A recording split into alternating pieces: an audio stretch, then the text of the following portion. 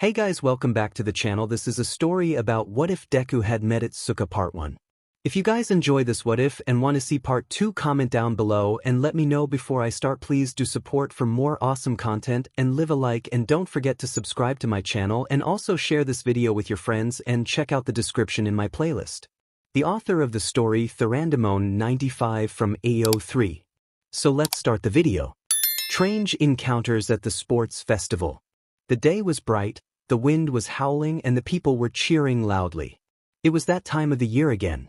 The great sports festival was about to begin, and everyone was looking forward to it. Many students from the prestigious academy known as 𝗬𝗏 were currently in the waiting room to engage in the first event. The event was held annually so that the young heroes in training could be noticed by the pro heroes, who might want to hire them or take them under their wing once the event was over. The magnitude of the event was amplified and more people tuned in to watch the event on TV due to an incident at 𝗬𝗏. Some time ago apparently, some group of lowlives who called themselves the League of Villains had managed to bypass security and attack the students of Class 1A to attract 𝗬𝗏 and kill him. Obviously, it didn't work for them. 𝗬𝗏 was the #1 hero and the symbol of peace for a reason. Still, the people of Japan were paying close attention to the sports festival because they knew that these would be the next generation of heroes, the ones who would save them in the future, those who would carry the weight of the world on their backs, those who would have to face off against groups of criminals like the League of Villains on a daily basis. Many students knew this too, so it was only natural of them to train harder than ever before to go as far as possible in this event. One such student was Itsuka Kendo from Class 1B. She was an honest fighter who was seen by the rest of her class as their big sister. After the incident at the USJ, she had a ton of questions roaming around her head. Who were the people that dared attack students of all people? What did they expect to accomplish by killing 𝗬𝗏? How the hell did the students from the sister class manage to defeat actual villains with murderous intentions? Either way, Itsuka knew that she would have to train harder than ever before if incidents like that would repeat in the future, not only for herself, but to protect the rest of her classmates. She was the class representative, after all. What kind of class rep would let her fellow classmates be hurt on her watch? Itsuka was currently stretching on a corner of the waiting room. She had absolutely no idea of what the challenges of the upcoming sports festival would be, but she knew she would have to be noticed by the top pro heroes if she wanted to go far. Failing was not an option, it was as simple as that. Itsuka's train of thoughts was interrupted when someone bumped into her by accident. Itsuka rubbed her shoulder and looked beside her with a somewhat annoyed expression to see who it was. She was met with the sight of a green-haired boy with freckles, who, upon noticing that he had bumped into her, immediately turned into a blushing and stuttering mess. Sorry. I was just on my way to the entrance. Itsuka took in every detail about him. The boy looked familiar to her for some reason. He seemed pretty adorable for a hero in training. Perhaps he was a lost child in the body of a teen or something. Either way, his reaction got a giggle out of Itsuka, who patted his shoulder with a reassuring smile. Hey, don't sweat it. We're all pretty nervous here. Don't get worked up. Itsuka's smile was warm and calming, which helped the boy calm down. The boy rubbed the back of his head sheepishly and smiled while looking down. Why, yeah, sorry. I'm just a little nervous and excited about this. The sports festival is broadcasted throughout the country and is watched by a lot of people. I don't want to fail those who are counting on me. Itsuka was intrigued by this boy. He seemed like he carried the weight of the world on his shoulders or something like that if he was speaking so seriously and nervously. Well, in any case, all we can do is give it our best shot, right? Itsuka smiled warmly at the boy, who looked up at her with a smile of his own. Why, we'll do our best. Say, you look kind of familiar. Have we met before? Itsuka squints her eyes at the boy, who blushes again and steps back nervously in response. And not that I think of why. Have you seen me before? The boy's reactions were both funny and interesting to Itsuka. The poor thing must have never talked to girls before if he was this nervous to be talking to her like this. I don't know, I guess it's just a hunch. Itsuka chuckles with a shrug before extending her hand to the boy. My name is Itsuka Kendo, class representative of Class 1B and future pro hero, Battle Fist. What's your name? The boy shakes her hand nervously. My name is Izuka Midoriya from Class 1A, this surprises Itsuka. Was this boy really in Class 1A? The same class that got attacked by the League of Villains? If so, then how on earth was he still alive? The poor thing looked like he was about to faint just from talking to her. How the heck did he manage to survive an actual villain attack? Itsuka decides to scan the boy a bit more. Really? I heard about the incident on the USJ some time ago. It must have been frightening to be in such a situation. Izuku looks away and his expression darkens for a moment. Yeah, you could say that. Luckily All Might was there in time to save us. Itsuka wasn't convinced. Izuku looked like he was hiding something important from her. So is that really all that happened? You got saved by All Might because he was there in time. Nothing else happened. Izuku looks away again. Yes, he's the greatest hero for a reason. I've always looked up to him. We would have been toast if it wasn't for him. Itsuka decides to stop pushing Izuku. She didn't know what happened that day, but she knew that it must have been something bad if Izuku didn't want to talk about it. Itsuka puts on a smile and pats his shoulder reassuringly. Well, in any case, I'm glad you're all safe. We're not trained to face off against real villains yet, so I'm really happy that you managed to save yourselves and handle the situation just fine. Izuku's nervous demeanor returns as Itsuka touches him, and he starts to stutter again. I was nothing special, really. All Might did all the heavy lifting. Itsuka giggles before the sound of a siren echoing through the waiting room cuts their conversation short. The voice of Present Mike booms through the room. Good morning, loyal listeners. Are you ready for the sports festival? The crowd could be heard roaring in excitement outside. Radical. Today will be a day we'll never forget. I hope you're ready to take out your cameras and recording systems to tell your grandchildren about this, because we are about to stare. Itsuka and Izuku smirk and look at each other with determined expressions. Looks like the first event is about to start. It was nice meeting you, Midoriya. Good luck. Itsuka waves at Izuku as she walks towards the door. Why, nice to meet you too, Kendo. I'll see you on the finals. Izuku walks towards the door as well, determined to win the sports festival, although a tiny voice in his head couldn't be happier. Holy All Might. I talked to another girl. Izuku giggled to himself as the rest of the students approached the giant door separating them from the arena. Izuku looked to the side and saw his fellow classmates preparing themselves as well. The expressions of everyone were mixed.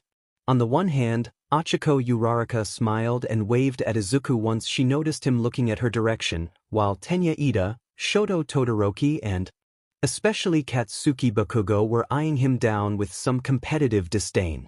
It was clear that everyone was determined to win, and that they were willing to step on each other to do that. Izuku looks away at the sight of Bakugo. He knew that Bakugo hated his guts for both enrolling into you, like he clearly told him not to do, and for beating him at the simulation joint exercise. Bakugo, on the other hand, was not really thinking about Izuku, but rather about his chance to prove himself better than everyone at this event. After all, there was no one as great as he was, right? On the other side, Shoto Todoroki and Tenya Ida looked at Midoriya with some disdain before looking back at the entrance door. They both saw Midoriya as a strange acquaintance, but also as a rival they had to surpass. The siren stops echoing through the room as Present Mike starts to explain the first event. Our first event is one that was made possible with the help of our beloved comrade 𝗬𝗪𝗏. Everyone, let's give it up for 𝗬𝗪𝗏. Present Mike gestures towards 𝗬𝗪𝗏, who is just sitting at the judge's table with a serious expression, waving at the audience. With his serious expression, no one would have guessed that he was smiling in secret. Pay attention, dear listeners. The first event is called the Great Maze. The entrance door to the waiting room opens up to reveal a huge concrete maze in the arena. The students looked up in awe at the giant walls of the maze. They were so big that climbing them would be a hassle, and there were spikes on top of them to prevent anyone from actually climbing up as a tactic. The top of the labyrinthic structure wasn't completely sealed off, but the window was too small for anyone to squeeze through. Each participant will race each other to the end of this maze, and are allowed to use their quirks as freely as they want. Although, be careful not to climb to the top of the walls, because that will guarantee a one-way ticket to the expulsion room. Some students groaned at that. Shoto Todoroki sighs in acceptance while Bakugo groans in annoyance. Be careful, lovely participants. You never know what you might encounter in this maze. You could encounter both good and bad things to stop you or help you out in this challenge. You're free to detriment each other if you want, but you're not allowed to incapacitate each other. We want a fair and fun event, isn't that right, everyone? The audience cheers harder at that. Itsuka and Izuku start thinking of strategies to use in this event. Itsuka groaned internally at her chances. Her quirk might be good in battle, but in a challenge like this, it could be next to useless if the circumstances are not correct. Izuku felt the same, although he felt even more powerless. He still hadn't controlled the power of One for All, and he knew it could be dangerous to use it in the very first event. What if he used it and he was incapacitated to participate in the rest of the sports festival? Plus, what could he even use One for All for in a challenge like this? Shota Class 1A's homeroom teacher, who was sitting in the commentator's booth with present mic, sighed in annoyance at the event. This challenge is idiotic and illogical. Some students are bound to have an advantage over others because of their quirks. Present mic simply laughed at Aizawa. Isn't that more exciting, Eraser? We'll witness our students go beyond their limits and think of strategies to beat the challenge presented to them to the best of their capabilities. Isn't that what you stands for, food? Aizawa shakes his head. That still doesn't mean I have to like it. Oh, get over yourself, you big mummy. Present mic playfully slaps Aizawa's arm as softly as he can, since he knows Aizawa is still recovering from his wounds from the USJ incident. Oh, oops. Sorry, Eraser. Some students smirk while others sweat. Todoroki, Ida, Bakugo, and even Uraraka step forward with confidence, since they know their quirks will give them an advantage on this challenge. Izuku and Itsuka let out a little breath of nervousness before putting on a brave and determined expression. Present mic grabs the microphone and announces the beginning of the event as a gun is fired below. Ready. Begin. An ace in the maze. As soon as the gun was fired and Present mic gave the order, every student rushed off to beat the maze challenge on their own. A couple of students fell on their tracks while others took advantage from the start. Itsuka and Izuku ran at full speed alongside the rest of the participants, eager to win the challenge. Bakugo, Todoroki, and Ida wasted no time before activating their quirks. Todoroki used his right side to create an ice path to slide on and created spikes on the trail behind him to prevent others from using it. Ida activated his engines and ran at full speed towards the maze. Bakugo smirked before blasting off into the labyrinth using his hands as propellers. Izuku watched this from behind, and he knew that he was falling behind quickly. Nevertheless, the first split path was directly in front of the group, with 3 paths, one going forward, one to the left and one to the right. Bakugo and Todoroki went for the right path, Ida went for the middle path, and Izuku, Itsuka, and Uraraka went for the left path. Present mic and the audience seemed to be enjoying the start of the challenge, watching everything on the screens of the arena via cameras planted inside the maze. Aizawa. Eraser, they're getting aggressive from the start. This might be the race of a lifetime. Bakugo and Todoroki kept sprinting down the path they chose with the rest of the students who picked the same path starting to fall behind. Upon noticing how close they were, Todoroki stomped the ground, sending an ice barrage towards Bakugo, who dodged with ease. Huh. Is that all you got, extra? Bakugo smiled before aiming his hands at Todoroki, ready to blast him off. Todoroki reacted by creating an ice wall between each other just in time before Bakugo detonated the sweat on his hands. Todoroki was pushed off his ice slide as the explosion went off. How annoying. Todoroki didn't show much emotion, but he seemed to be getting annoyed at Bakugo's attitude. See you on the finish line, half and half. Bakugo blasted off ahead again while Todoroki recovered. Todoroki simply recreated his previous tactic, making sure to seal off the path behind him to block the incoming students. The students who were blocked off by Todoroki's ice banged on the ice wall, glaring at Todoroki. Don't take it personal. Only the best of us are fit to win this. Todoroki gave one last condescending look to the students before sliding off. Those guys must be very sure of themselves. They might want to reconsider not taking us seriously. A girl with black hair and weird-looking earlobes approached the ice wall with a smile. Correct. We are not falling behind. Another girl with long, black hair arranged in a ponytail said while coming closer to the wall. Are you ready? Said the girl known as 𝗂𝐭𝐲, placing her earphone jacks in the ice wall and starting to make it vibrate. I am. Everyone step back.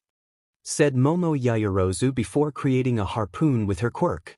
Once the ice wall was starting to crack, Momo gave the harpoon to her classmate Rikido Sato, who launched it to the center of the ice wall with all his strength, shattering it completely and making way for everyone to go through.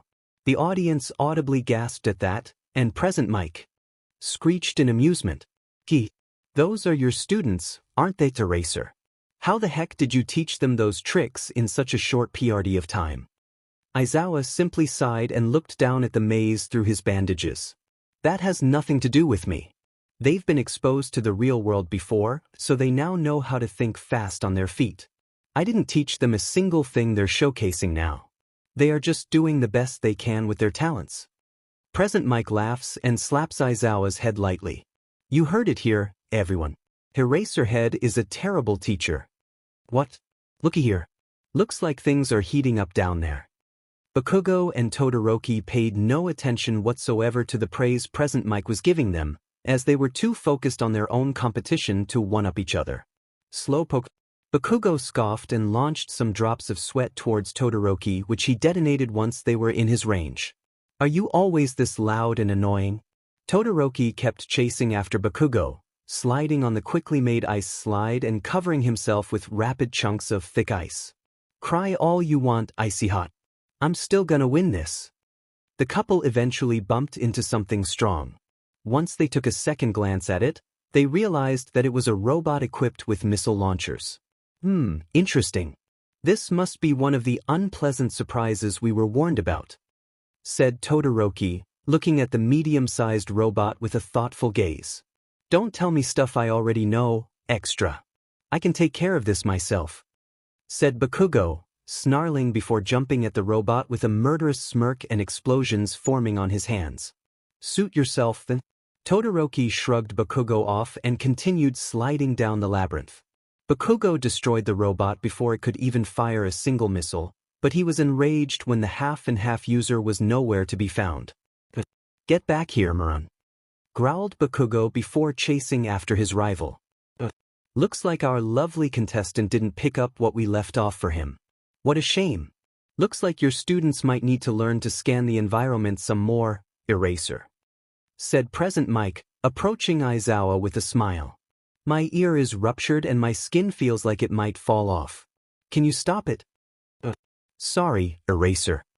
Tenya Iida didn't hear what the commentators were saying, nor did he care. He was too busy figuring out how to get out of this maze before anyone else did. Iida had gained a lot of advantage over everyone else due to his speed, but he knew that it wasn't enough. His engines could stall and he could lose advantage any moment. He had considered running up the walls, but he wasn't sure if he could reach the speed necessary to do so, plus, he didn't want to be expelled from the event. Darn, this maze is constructed in such a way that dead ends don't feel like dead ends. Whoever designed it must be a mastermind, said Iida under his breath as he kept running through the maze at high speeds. Then, he noticed a hole in the ground. He was thinking about ignoring it, but curiosity got the best of him. Iida stopped running to both inspect the hole and to keep his engines from overheating. What a strange structure was this, left behind on purpose? Iida noticed that the hole was big enough for a student to fit inside. Well, this maze was designed by professionals. I doubt they'd do something like this without reason. Iida entered the hole, and he noticed that the hole was actually an entrance to an underground tunnel. Fascinating, said Iida to himself. Then, he activated his quirk to run through the tunnel as fast as he could. Looks like one of your students found one of our underground tunnels, 𝗧𝗪𝗧𝗏. Too bad that's the one that leads to the beginning of the maze, said Present Mike, giggling to himself with the audience following. Aizawa sighs again and shakes his head. Itsuka didn't know what Present Mike was going on about, but it seemed like he had been giving praises to Class 1A previously. Seriously, what made Class 1A so special? Why were they the focus of everyone? Was she missing something? Either way, Itsuka knew that she couldn't let her thoughts and emotions get to her in a moment like this. Still, it was strong to do so when she had the boy she had met before the event started right behind her. Izuku was right behind Itsuka, running as fast as his legs could carry him. Not too far behind him, Achiko Uraraka was also giving it her best attempt, running at full speed towards the end of the maze. Izuku looked behind him and noticed that not too many students were behind them. Most of them probably had gone behind Bakugo or Ida, he thought. However, the small group was stopped when a robot as tall as the walls of the maze came into view. "What the heck is that?" said Itsuka aloud in alarm. "Must be one of the dangers Present Mike told us about," said Izuku, coming to a stop. "Wow, he's very tall," said Uraraka, who stopped next to Izuku. The robot looked at the small group of students before aiming one of his 6 arms at them, firing a grappling hook at them. Shouted Izuku, jumping back. The group did just that before the hook hit the ground next to them. The robot proceeded to rip the floor from beneath them and crushing it against the walls. "Deku-kun, I have an idea. You remember how my quirk works, right? We can use it to get rid of him," said Uraraka, coming close to Izuku. "That might work. Quick, let's do it, Uraraka," said Izuku, urging Uraraka to hurry up as the robot prepared to launch missiles at them with 2 of his arms. Uraraka reacted by touching Izuku's tea and making him float. "Great. Thanks, Uraraka. Now give me a boost," said Izuku. Uraraka grabbed Izuku and spun him around once before throwing him at the robot with all her strength. Izuku landed on the robot's face, making him misfire the missiles. Itsuka saw all of this from the sidelines. She was amazed at how well Izuku and Uraraka cooperated. It was a last-minute plan, and yet it was executed so perfectly, so quickly, so efficiently it was almost as if these two had known and worked with each other for a long time. Once Izuku had a hold on the robot, he clawed around until he got to the back of his head. Once there, Izuku took notice of a lid that was loose on the robot's surface, and he took it off, revealing a battery of some sort. "Jackpot," said Izuku, smiling before grabbing the battery and ripping out of the robot's head. The robot was turned off, and it fell to the floor with a large thud. Once the threat was neutralized, Izuku came down from the robot sweating while Itsuka and Uraraka came to him.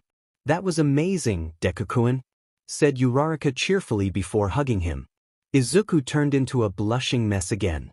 "It was nothing, Uraraka. You did half of the work," said Izuku, trying to get away from Uraraka. "Wow. That was some display of cooperativeness, you two. Do you know each other from middle school or something?" said Itsuka, still in amazement from the display of teamwork Izuku and Uraraka showed off. "No. We met at the entrance exam and we became friends. Nothing more," said Uraraka, who blushed and let go of Izuku. Itsuka wasn't convinced by this. "Really? You don't know each other from before? It seemed like you two knew each other since diapers." Izuku blushed and looked away in embarrassment. "No, it's not like that. We swear." Just as Itsuka was about to question them again, the rest of the students were starting to catch up to them. Itsuka smirked before shoving Uraraka and Izuku aside. "Whatever. We still have a maze to beat, you two. Come on." Itsuka giggled as she ran away. Izuku and Uraraka's blushing stopped all of a sudden when the thrill of the challenge returned to their bodies. "Right? This is a competence. We just have to dash." Izuku's sentence was cut short when he felt Uraraka touching him again, using her quirk on him. Uraraka. "Sorry, Deku-kun. We gotta do our best," said Uraraka before pushing Izuku, making him float back. Uraraka giggled before running away with the rest of the students, leaving behind a very distressed Izuku. Once Uraraka and the rest of the students were far away, Izuku came down to the ground, probably due to Uraraka deactivating her quirk to use it for something else. Izuku groaned and kicked a nearby rock, feeling disappointed after being left behind so easily. I can't believe I forgot this is a free-for-all," said Izuku, mumbling under his breath. Before he could keep feeling sorry for himself, he took a glance at the remains of the robot, and he noticed something strange in the robot's head, right in the spot where its battery used to lay. "What's this?" said Izuku, taking a look at the robot and going towards its head. He couldn't believe it. The backpack. And it came with an underground map, and a noise detector. This must be what 𝗵𝗃 told us would help us win this event," said Izuku happily, putting on the noise detector on his ear and grasping the 𝗓𝗏 map with his left hand. "Looks like one of our lovely contestants has finally found one of our helpful kits. He surely deserves it after beating that robot and being ditched by his friends, don't you think, Eraser?" said 𝗵𝗃, elbowing Aizawa lightly. "How many times do I have to tell you it hurts like a million suns when you touch me? Oops. Sorry, Eraser. I keep forgetting." In the other side of the maze, Bakugo and Todoroki were sick to death of each other.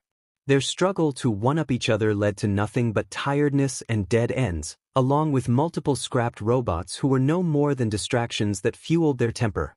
"God FDM it, extra. Just let me win.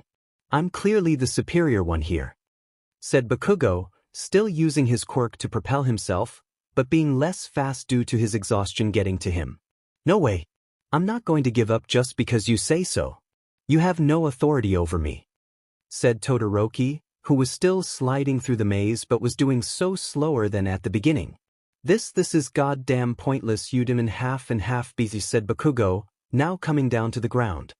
"You might be right, Bakugo. This is getting us nowhere," said Todoroki, who stopped sliding on the ground due to the overuse of his quirk. Bakugo thought for a moment before looking at Todoroki begrudgingly. "Hey, how about we stop this CRP for some minutes until we find the way out of this thing? I'm tired of throwing hands for nothing." Todoroki would be surprised under any other circumstances, but his exhaustion made him nod almost instantly. "I agree, even if we don't like each other, working together might be our best option right now." Bakugo stepped close to Todoroki before glaring at him. "I'm only doing this to prove I'm the best, got that? Once we find the way out, it's every man for themselves, half and half." Todoroki squinted his eyes at Bakugo. "I agree." Bakugo steps back and softens his glare a little bit. "Good. At least that nerd isn't here to mess everything up." Then, both of them looked to the side and saw Izuku coming out from a hole in the floor, holding some sort of map and wearing an earpiece of some sort. Bakugo's strength seemed to return for an instant, as he dashed over to Izuku and grabbed him by the neck. "How are you here?" said Bakugo, angry at how Izuku had managed to catch up to them so fast. "I must say I am also intrigued, Midoriya. You arrived to a point that took Bakugo and me a long time to travel and you don't seem nearly as tired as us," said Todoroki, crossing his arms. "I can explain, guys. I found this map and dash," began Izuku, but was interrupted when Bakugo took the map out of his hands. "What is this, huh? Are you cheating?" Bakugo scanned the map briefly before burning it with his quirk. Hey, that was uncalled for," said Izuku as the ashes of the map dropped to the ground. "Listen, Deku. There can only be one winner here, and that's gonna be me, got that? You better stay here or I'll come for you," said Bakugo before letting go of Izuku and turning away. In any other situation he would have had some fun threatening Izuku, but he was simply too tired out from blasting through the maze to do it. "Midoriya, while I don't share Bakugo's sentiments, I do see you as a rival I'll surpass in the end," said Todoroki before walking away too, leaving behind Izuku. Who do they think they are? They can't just tell people that they're better than everyone's, thought Izuku as he tried to think of a new plan to win the maze challenge. Then it suddenly hit him he still had one for all and the earpiece. What to do with them? Izuku activated the earpiece to hear the sounds around him amplified. There were sounds of all kind around him, sounds of robots being destroyed, sounds of classmates yelling curses at each other, sounds of quirks being activated, but a particular sound caught Izuku's attention. It was the sound of the crowd cheering, and it came from the wall behind him. Could it be? "Is this the exit?" muttered Izuku as he touched the wall behind him. It seemed like the sound of the crowd cheering was stronger on this side than in any other place. But how to get there? Well, Present Mike did say everyone could use their quirks as much as they wanted, plus he said nothing about the walls of the maze. Izuku got an idea. A terrible, risky, last-minute idea. If it worked, he could win the first place in this event. If it didn't, he could fail miserably. Was it worth it to go for one last lucky push? Screw it, said Izuku, charging up the power of one for all and aiming his pinky finger at the wall. 𝗬𝗲𝗍𝗪𝗍, shouted Izuku as he released his finger. The wall was reduced to debris and was sent backwards, revealing a straight path to the finish line. Ooh, what was that? Looks like one of our contestants is on the final sprint to the finish line. Seriously, Eraser. What the heck are you teaching your students? Shouted Present Mike, to which Aizawa simply groaned. The audience roared in disbelief. I got this, said Izuku, clutching his now broken finger and making one final dash towards the end of the challenge, swaying slightly from side to side due to his body being in a lot of pain. Once Izuku was halfway there, Bakugo and Todoroki came from around the corner, and their jaws hit the floor once they saw Izuku limping his way to the finish line. 𝗧𝗂𝗧𝗏, roared Bakugo as he found some last bits of strength and propelled himself towards Izuku and the end of the challenge. That cunning, sly little, growled Todoroki as he also found some bits of strength and created another ice slide towards the finish line. This is getting exciting. We got 3 contestants on the last sprint to the end of our first challenge. Will it be a tie? A photo finish? Screamed Present Mike from the commentator's booth. 𝗵𝗏, muttered Izuku as he looked behind him. Bakugo and Todoroki were gaining ground behind him, and they looked angry. Izuku tried to ignore them and focus on the finish line, but it was strong to do so due to his broken finger. You're not getting away with this, 𝗵𝗏, shouted Bakugo from behind Izuku. Bakugo and Todoroki had surpassed Izuku. That was it. It was all over. Or at least, that's what they thought. Just as Bakugo and Todoroki were about to cross the finish line, a barrage of speakers tied to flashing grenades appeared in front of them. Ace sneak attacks? Said Todoroki, stopping in his tracks. What the foo dash? Said Bakugo, his sentence being cut short when the grenades detonated and the speakers went off, blinding and stunning him alongside Todoroki. Izuku looked behind him to see where the grenades had come from, and he noticed Momo Yaoyorozu with her hand outstretched and a cannon in front of her. Momo smiled. That's for belittling us, you brutes?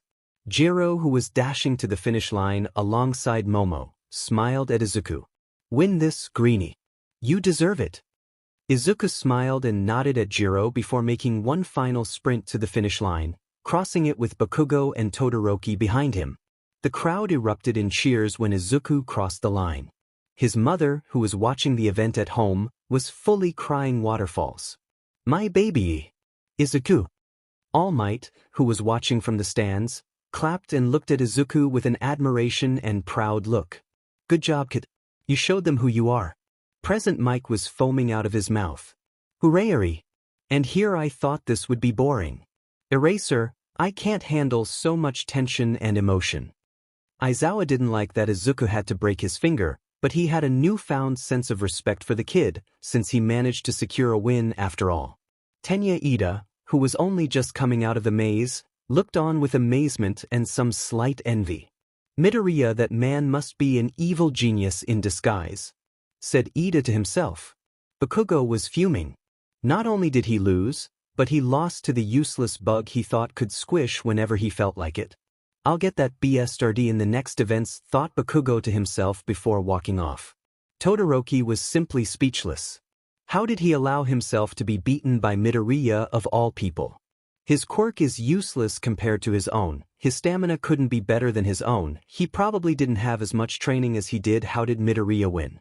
And last but not least, the most surprised people were none other than Uraraka and Kendo. Uraraka was ecstatic for Izuku, although she knew she couldn't express it to him directly, since she was the one that had slowed him down in the first place. The only thing Uraraka could do for now was smile fondly at Izuku from the distance. On the other hand, Itsuka couldn't be more surprised. This boy, this adorable, shy, innocent boy, he had somehow managed to win. By the looks of it, he had broken a finger to win the maze challenge, but he won nonetheless. How? was the only thing Itsuka could think of. This 𝗧𝗵𝗲 boy was not only a member of the class that got attacked by actual murderous villains, but also had managed to win with a broken finger. Was she just missing something? There was no way someone as plain, boring and confusing as him could have been able to do these amazing feats. Itsuka knew she had to know more about him. Whatever it was about him or Class 1A that made them special, it sure was working. I'll talk to him later, thought Itsuka before heading off to rest before the next event started. Robot Riot. Itsuka was resting on a chair located near the entrance to the arena. The pro heroes with destructive quirks were tearing down the maze to make room for the next challenge, so it would be a bit before she'd have to enter again. The last event was rough. Only the first 42 students had managed to qualify for the next event, most of them being from Class 1A and Class 1B. Itsuka felt like she got lucky with the path she chose to get out of the maze, not to mention how she might have detrimented the students who were behind her by using her quirk to lift rocks and use them as obstacles she had put behind her. Itsuka wasn't happy about the fact that she had to detriment others, but she knew that she had to score a high place in the sports festival if she wanted to be noticed by the pros. Itsuka didn't think too much about the next challenge, though. Her thoughts were occupied by a certain green-haired boy. Her first impression of him had been a little underwhelming, to be honest. The poor guy seemed like he would faint just by talking to her. It's strong for her to believe that he was at the attack of the USJ, and the fact that he had managed to score first place on the maze challenge was even more outrageous. Itsuka's train of thoughts was interrupted when said green-haired boy came out of the infirmary with a bandage around his left pinky finger. He looked down more emotionally than physically. Itsuka knew that it was probably best to stay away for now and let him recover, but her curiosity got the best of her. Itsuka got up and approached the boy. Upon sensing her presence, Izuku looked up at her and noticed that she was smiling warmly at him, causing him to turn into a blushing mess. "Hi, Kendo. Are you resting before the next event too?" said Izuku, looking everywhere except at Itsuka, who giggled in response. His nervous attitude was pretty cute for a hero in training, she thought. "Yes, actually. What about you, Midoriya? Seems like the last challenge got a lot out of you," said Itsuka, pointing to his broken finger. Izuku looked at his finger before thinking of an excuse. "Oh. Well, I'm just a bit unexperienced with my quirk, that's all." Itsuka looked a bit frustrated. Why was everything about this guy so mysterious and wrong? Really? You're unexperienced with your quirk? The thing you were born with? Izuku started to panic internally. Well, it manifested not too long ago. Kendo raised an eyebrow. Really? When was it? Izuku chuckled nervously. A few hours before the entrance exam, actually.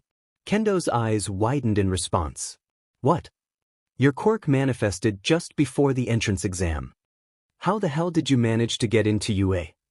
The entrance exam was tough. Izuku chuckled at Itsuka's reaction. I guess I was lucky. Itsuka raised an eyebrow at him. Izuku knew she wasn't convinced, so he kept trying to make excuses. Well, I guess it helped that All Might helped train my quirk a little bit before the exam. That made Itsuka even more surprised. So you're telling me not only did your quirk manifest just before the exam, not only did you somehow manage to get into you. Without knowing fully well how your quirk worked, not only were you at the USJ incident and survived, not only did you somehow manage to win the previous challenge, but the #1 hero helped you train. Izuku's blushing worsened. Why, yes, I know it's strong to believe, but Izuku was cut off when Itsuka interrupted. Why did All Might train you of all people? Is it because you were new with your quirk? Is it because you met him before? Is it because you did something that caught his attention? Izuku chuckled nervously. I guess it's because our quirks are a bit similar. Itsuka felt a bit envious that Izuku was trained by All Might of all heroes, but she also felt happy for him. Izuku seemed like a nice and sweet guy, so getting help from the #1 hero would be a great way to advance in his path of becoming a hero. So I take it that you still have a long way to go? Izuku's nervousness calmed down a bit at that comment. Yes, I know I still have a long way to go, but I'm not gonna fall behind. Izuku's expression turned into a soft smile. I've always looked up to All Might, and to have him as a teacher both at And outside school is a blessing, not to mention all the great people I got to meet when I enrolled into you. I still can't believe I'm so blessed. Being here is a dream come true, and I'll reach for the stars if that's what it takes to keep being a hero. Itsuka's expression softened at that, and her heart swelled at Izuku's words. It seemed like he adored being a hero, and the way he talked about his friends and his dream to become a hero, it was something heartwarming and wholesome. Hey, you got that right. I feel the same way. My parents are probably watching the sports festival right now. I want to do the best I can to not let anyone down. Izuku looked at Itsuka with a big smile of his own. I think you'll do amazing, Kendo. Itsuka smiles at his response before a siren echoes through the room. Oh, looks like the next event is about to start. Let's go, Midoriya. Izuku smiles at Kendo and walks to the arena alongside her. Let's do our best. The students were called to the center of the arena, which had been wiped clean of the concrete maze, but everyone was quick to notice that its borders looked strange for some reason. Present Mike starts to talk, making the audience ecstatic for the next event. That was a spectacular first event, wasn't it, everyone? But now's the time where our students will really step it up. It's time for our next event in the agenda, ladies and gentlemen. As soon as Present Mike said that, the borders of the arena gave way for some strange-looking devices to rise. They looked like big metallic doors for some reason. Everyone, get ready for our metal farm, shouted Present Mike to the top of his lungs. The devices activated and created humanoid robots which immediately started to walk slowly towards the surprised students. Our lovely contestants will have to break apart and destroy as many robots as possible before the time runs out. This gives you flashbacks of your entrance exam, doesn't it? Our participants are free to detriment each other as well as steal each other's kills, but they're not allowed to hurt each other. Let's see who can score the most points, because we're only accepting the first 8 places for the final event. Good luck, everyone. Get ready to 𝗵𝗵𝗵𝗶. The robots ran like agile zombies towards the students, and the devices created more robots at fast speed. Bakugo smiled. Finally something not dumb. Make way, extras. I'll show you who's boss. Bakugo immediately propelled himself towards the robots and started to blast away. Todoroki's glare hardens. Arrogant as always, you won't surpass me, Bakugo. Todoroki starts to slide towards the robots and use his quirk to freeze the robots' feet in place before kicking them, breaking them apart. Ida's determined expression hardens.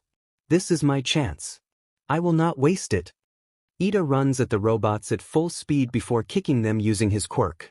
None of the students paid any attention to Izuku, who froze in place. What the heck was he supposed to do now? His finger was broken and there was no way he would use his quirk right here or he'd be incapacitated. Could there be a way for him to score points without getting hurt? Aizawa notices Izuku's worried expression and sighs. This is what I'm talking about. These challenges need to be thought out better. Students with destructive quirks are bound to have an advantage over others. This isn't fair or logical. Present Mike laughs. Don't worry, Eraser. Our students from this year managed to enter you through a similar entrance exam, didn't they? They're all going to be fine, said Present Mike before slapping Aizawa's back. I swear if you do that one more time dash. Below, things were heating up. Every single student was managing to score points one way or another. Even those with quirks that weren't very good in combat like Momo, Jiro, or Aoyama were scoring points surely. Izuku thought about a way to score points without harming himself. His train of thoughts was interrupted when a robot ran towards him. CRP. Izuku thought to himself while he started to charge the power of One for All. However, the robot was suddenly crushed by a massive hand. Izuku deactivated his quirk at the sight of the crushed robot, and he looked in awe to the user who had saved him. His jaw practically hit the floor when he realized it was Itsuka Kendo herself. Itsuka giggled before shrinking her hands to pat Izuku's shoulder. Hey, what's wrong, Midoriya? Don't believe in yourself. Izuku looked at Itsuka with admiration. Kendo, was that your quirk? That's so cool. Your quirk could be used in many ways, like... Izuku started to ramble, but his rambling was cut short when Itsuka pushed him out of the way before a ball of solid concrete hit his head. Itsuka chuckled before looking back at the group of robots with a determined expression. Don't lose your focus, Midoriya. You're falling behind, you know. Itsuka proceeded to dash towards the robots and smacking them with her massive hands. Izuku looked at Itsuka in awe. She looked majestic while she fought. By the looks of it, she had experience in martial arts, which complemented the way she used her quirk. Kendo exhibited a graceful and almost dance-like quality in her motions, often incorporating spins, flips, and aggressive maneuvers into her attacks, which caught many people's attention, including Izuku's. Then, Izuku snapped out of his trance. He had to score at least some points if he wanted to move on. But what to do? Izuku's attention turned towards the robot Itsuka had smashed into bits, and he realized that there were two details that stuck out. The robot had a small numbered 10s painted on the right side of its head, and the robot had some sort of small battery inside its head, similar to the robot he had deactivated in the previous challenge. These robots were probably made by the same people, and so, they could probably be beaten the same way. Izuku looked towards the direction the concrete ball that almost hit him came from, and he realized that there were some robots that wore small concrete guns that shot small concrete ball, not big or solid enough to seriously injure someone, but enough to hurt. Izuku leaned his head and realized that those robots had a small numbered 25 painted on their head. That was it. A solid plan started to form on his own head, but before he could do anything, he realized that the arena was out of robots. Oh no, said Izuku to himself as the last robot was blown away by Bakugo. Bakugo looked at everyone else with a malicious smirk. SEK on that. Bakugo was currently in first place with 340 points, with Todoroki being in second place at 335 points and Ida scoring third place with 320 points. Izuku was at the bottom, having done nothing at all during the wave of robots. Izuku was about to tear up, but the sound of President Mike's voice through the speakers stopped him. President Mike grabbed the microphone. Congratulations, challengers. Stage 1 of 1 million complete. Everyone audibly gasped at that, except Bakugo. He can't be serious, said Uraraka to herself. Todoroki sighed in acceptance while Ida chopped the air in disapproval. This is highly unacceptable. Who was responsible for the design of this challenge? And if that was a joke, I personally don't find it humorous. Itsuka was so surprised she almost cursed. There's no way we're making it to stage 1 million. My hands already hurt. Bakugo, however, huffed and crossed his arms. You're all a bunch of crybabies. Bring me all the garbage scraps you want. I'll blow every last one of them to bits. The devices on the edges of the arena embiggened slightly before starting to generate bigger robots that wore armor. President Mike took it as a sign to announce the next round. Stage 2. And begin. The students groaned before dashing at the robots again. Izuku, however, was happy. With the knowledge he had gained, at least he could do something. The robots of the second wave were bigger and tougher than the others. They wore 𝗧𝗔 armor and a helmet while their concrete weapons were shooting at a faster rate. The students' quirks had a harder time trespassing their armor, like Mina Ishido's acid or Aoyama's laser. Who made these things? They're insane, cried out Mina as she dodged a ball of concrete. For once, I have to agree with you, mademoiselle, said Aoyama, clutching his stomach and running away from an incoming robot. Izuku took advantage of the retreating students before charging towards the robots, an action that didn't go unnoticed by many people, including Itsuka. Midoriya. What's he doing? Thought Itsuka as Izuku reached the robots. The robot took a swing at him, but he effectively dodged the robot's punch and clung to the robot's back. Izuku proceeded to tear the back of the robot's head off to reveal the battery powering it. When Izuku threw the battery away, deactivating the robot, he noticed his score of 0 points rise to 25. Izuku smiled to himself before getting off the robot's back and running towards another one of the big robots. Itsuka looked at him in disbelief. Did he really do that? Did he notice something she failed to see? Either way, he seemed like he was finally doing something, and it seemed to work for him so far. Itsuka smiles at Izuku from afar before focusing on the robots again. However, not everyone was happy. Bakugo, Todoroki, and Ida looked on in disbelief. Todoroki simply ignored Izuku and tried to focus on his own technique to beat the robots while Ida growled a little before doing the same. Bakugo, however, snarled. "Demon nerd, you won't surpass me, Deku." Bakugo propelled himself to the nearest group of robots he could find and started to blow them up with murderous intent. Itsuka took notice of Bakugo's behavior. "Geez, was he always like this with Midoriya? Do they have some sort of backstory I don't know about?" Everyone else was too focused on the robots to care about Izuku or Bakugo. The students were giving it their best shot, with many using their quirks to the point of exhaustion in order to win. Izuku was no exception. He was ripping off as many batteries as he could, but he was getting tired as well.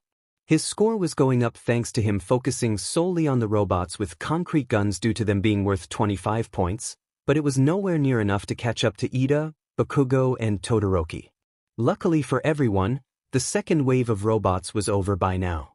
Many students dropped to their knees as their fatigue caught up to them. Everyone looks at the scores again.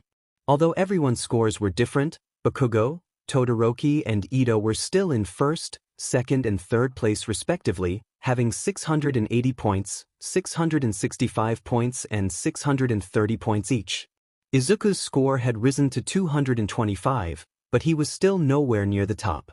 Present Mike took the microphone again. "Don't worry, dear contestants. We know you're tired, so perhaps it's time to skip to the end of the challenge." Many students nodded furiously at that. "I hope you're ready. Prepare yourselves." Present Mick's voice grew deeper and lower, like a wrestling commentator. "For stage 1,000,000. Suddenly, a big hole was opened in one side of the arena. From it, a huge robot, the size of 3 houses, rose from the ground. The students were struck with awe and a slight twinge of fear. Present Mike giggles. "I see your smiles." Uraraka yelled from the arena. "No one is smiling." The robot-generating devices on the sides of the arena retreated to the ground where they came from to make way for the giant robot to move. Many students keep their distance from the robot. Although some stand their ground, the majority of those being from Class 1A. Itsuka thought about running away, but seeing Class 1A stand their ground made her look at them with an awestruck expression. They face a great threat, and they don't back down, not even Midoriya.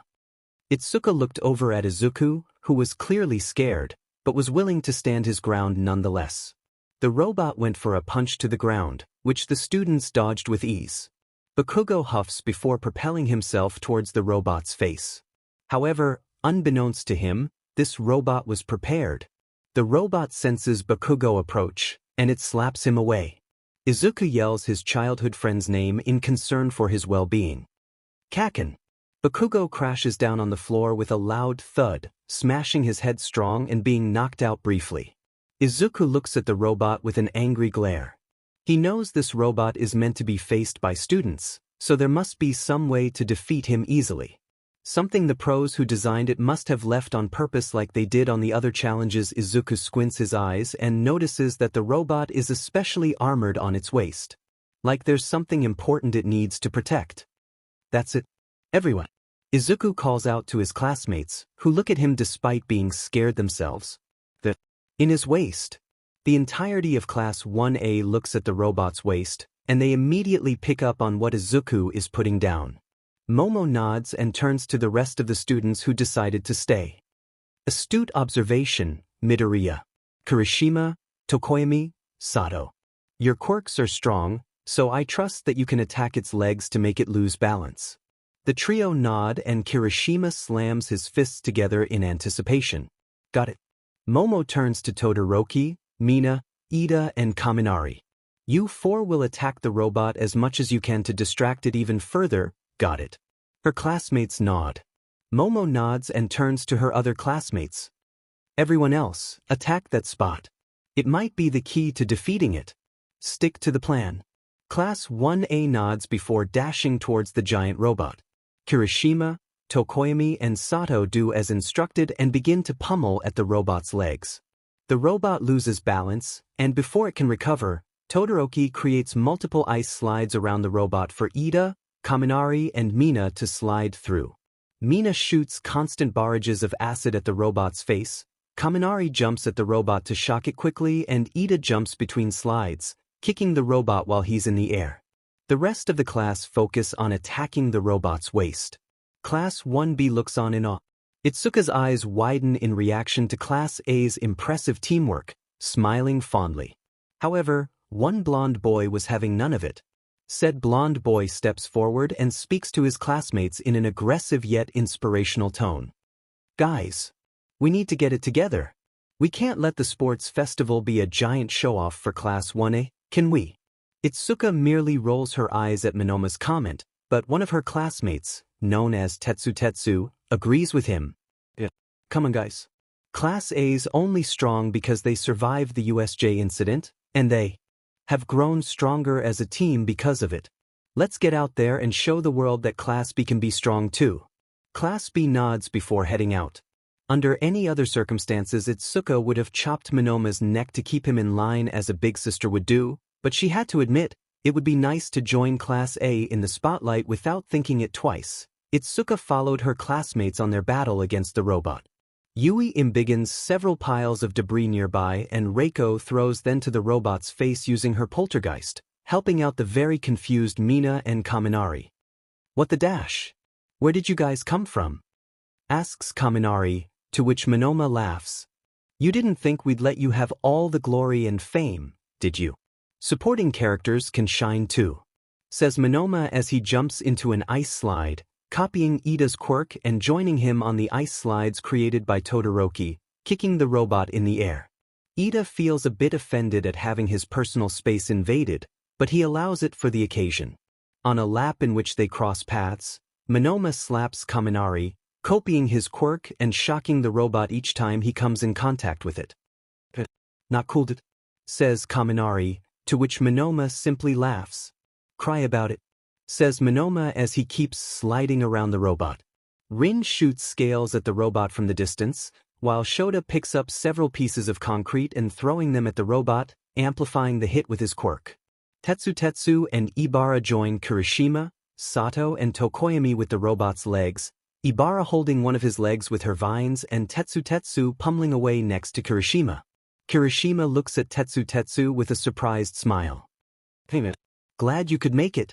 Tetsu returns Kirishima's smile with a pointy grin of his own. We're not letting you guys hog all the spotlight, man. Besides, we're glad to be here. Present Mike was ecstatic. Well, a cooperation between participants in a free-for-all challenge. This is something unheard of. The students' attacks tear open a hole in the robot's waist, and there, a giant battery in a metal container lay unguarded. Izuku hurried towards Uraraka. Uraraka, can you make me float? Uraraka smiles and touches Izuku's tea, making him float. Deku, that thing is way too high up. Someone needs to give you one heck of a boost.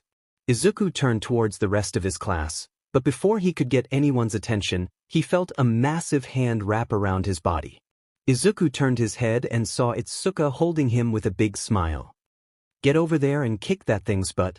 As soon as those words left Itsuka's lips, she threw Izuku with all the strength she could muster towards the robot. As Izuku approached the robot, he felt a bittersweet feeling wash over him. He knew this could incapacitate him, but it would be fine by him. This would ensure that he went noticed by many people in the audience, and it would ensure that none of his classmates got hurt. That he possibly wouldn't get to participate in the next events, but it would be worth it if he could save others. Sayonara, sports festival, it was good while it lasted, thought Izuku to himself as he approached the robot. Come on, Deku, imagine the egg in the microwave, it won't explode, come on, you got this. Izuku clenched his fist as he approached the robot's waist and he activated the power of One for All. He hoped he could be able to reduce the amount of damage he received, but it was up to his luck at this point. 𝗧𝗏𝗧𝗏𝗧. Izuku punched the battery with all his might using his left arm. The robot's waist exploded completely, sending most students back. The robot fell over on the ground and stopped moving once it hit the ground. The sound of the explosion was enough to wake Bakugo up, who was being treated by the medical staff before his rude awakening. Who the? Bakugo looked around him to figure out whatever happened. He was greeted by the sight of a pile of smoke rising from the ground and many of his classmates being scattered around the arena, a little hurt but smiling enthusiastically. What got his attention the most was the sight of Izuku Midoriya being thrown away into the air. Uraraka noticed it too, and she deactivated her quirk to make Izuku fall to the ground. Izuku was barely conscious, but when he realized he was falling to the ground, he let out a loud scream. 𝗧𝗵𝗲. Just as Izuku was about to hit the ground, Itsuka enlarged her hand and caught him like a professional baseball player would catch the ball before it hit the ground. Once Izuku realized he was safe, he turned towards Itsuka with a weak smile. Thanks, Itsuka smiled at him before helping him get to his feet. No problem. Hey, are you okay? Can you walk? Do you need me to carry you or? Izuku chuckled before grabbing his left arm in pain. I think I'm fine, but I need to go to the infirmary. The medical staff moved away from Bakugo and carried Izuku towards the infirmary. Itsuka watched from behind with a pensive expression. This boy sure proved to be more interesting than she initially thought. He, along with his class, managed to defeat a seemingly unstoppable threat standing their ground. Perhaps the praise people gave to Class A wasn't unfounded after all. Even though her own class had also helped in defeating the robot, Itsuka knew Class A had taken the first step, much to the dismay of Minoma and Tetsu. Itsuka chuckled at the thought of Minoma and Tetsu fuming at Class A for being credited for the victory. Although, there was something else that was bothering Itsuka. This challenge felt too extreme. Why did the pros in charge of the events choose to put together such an extreme challenge?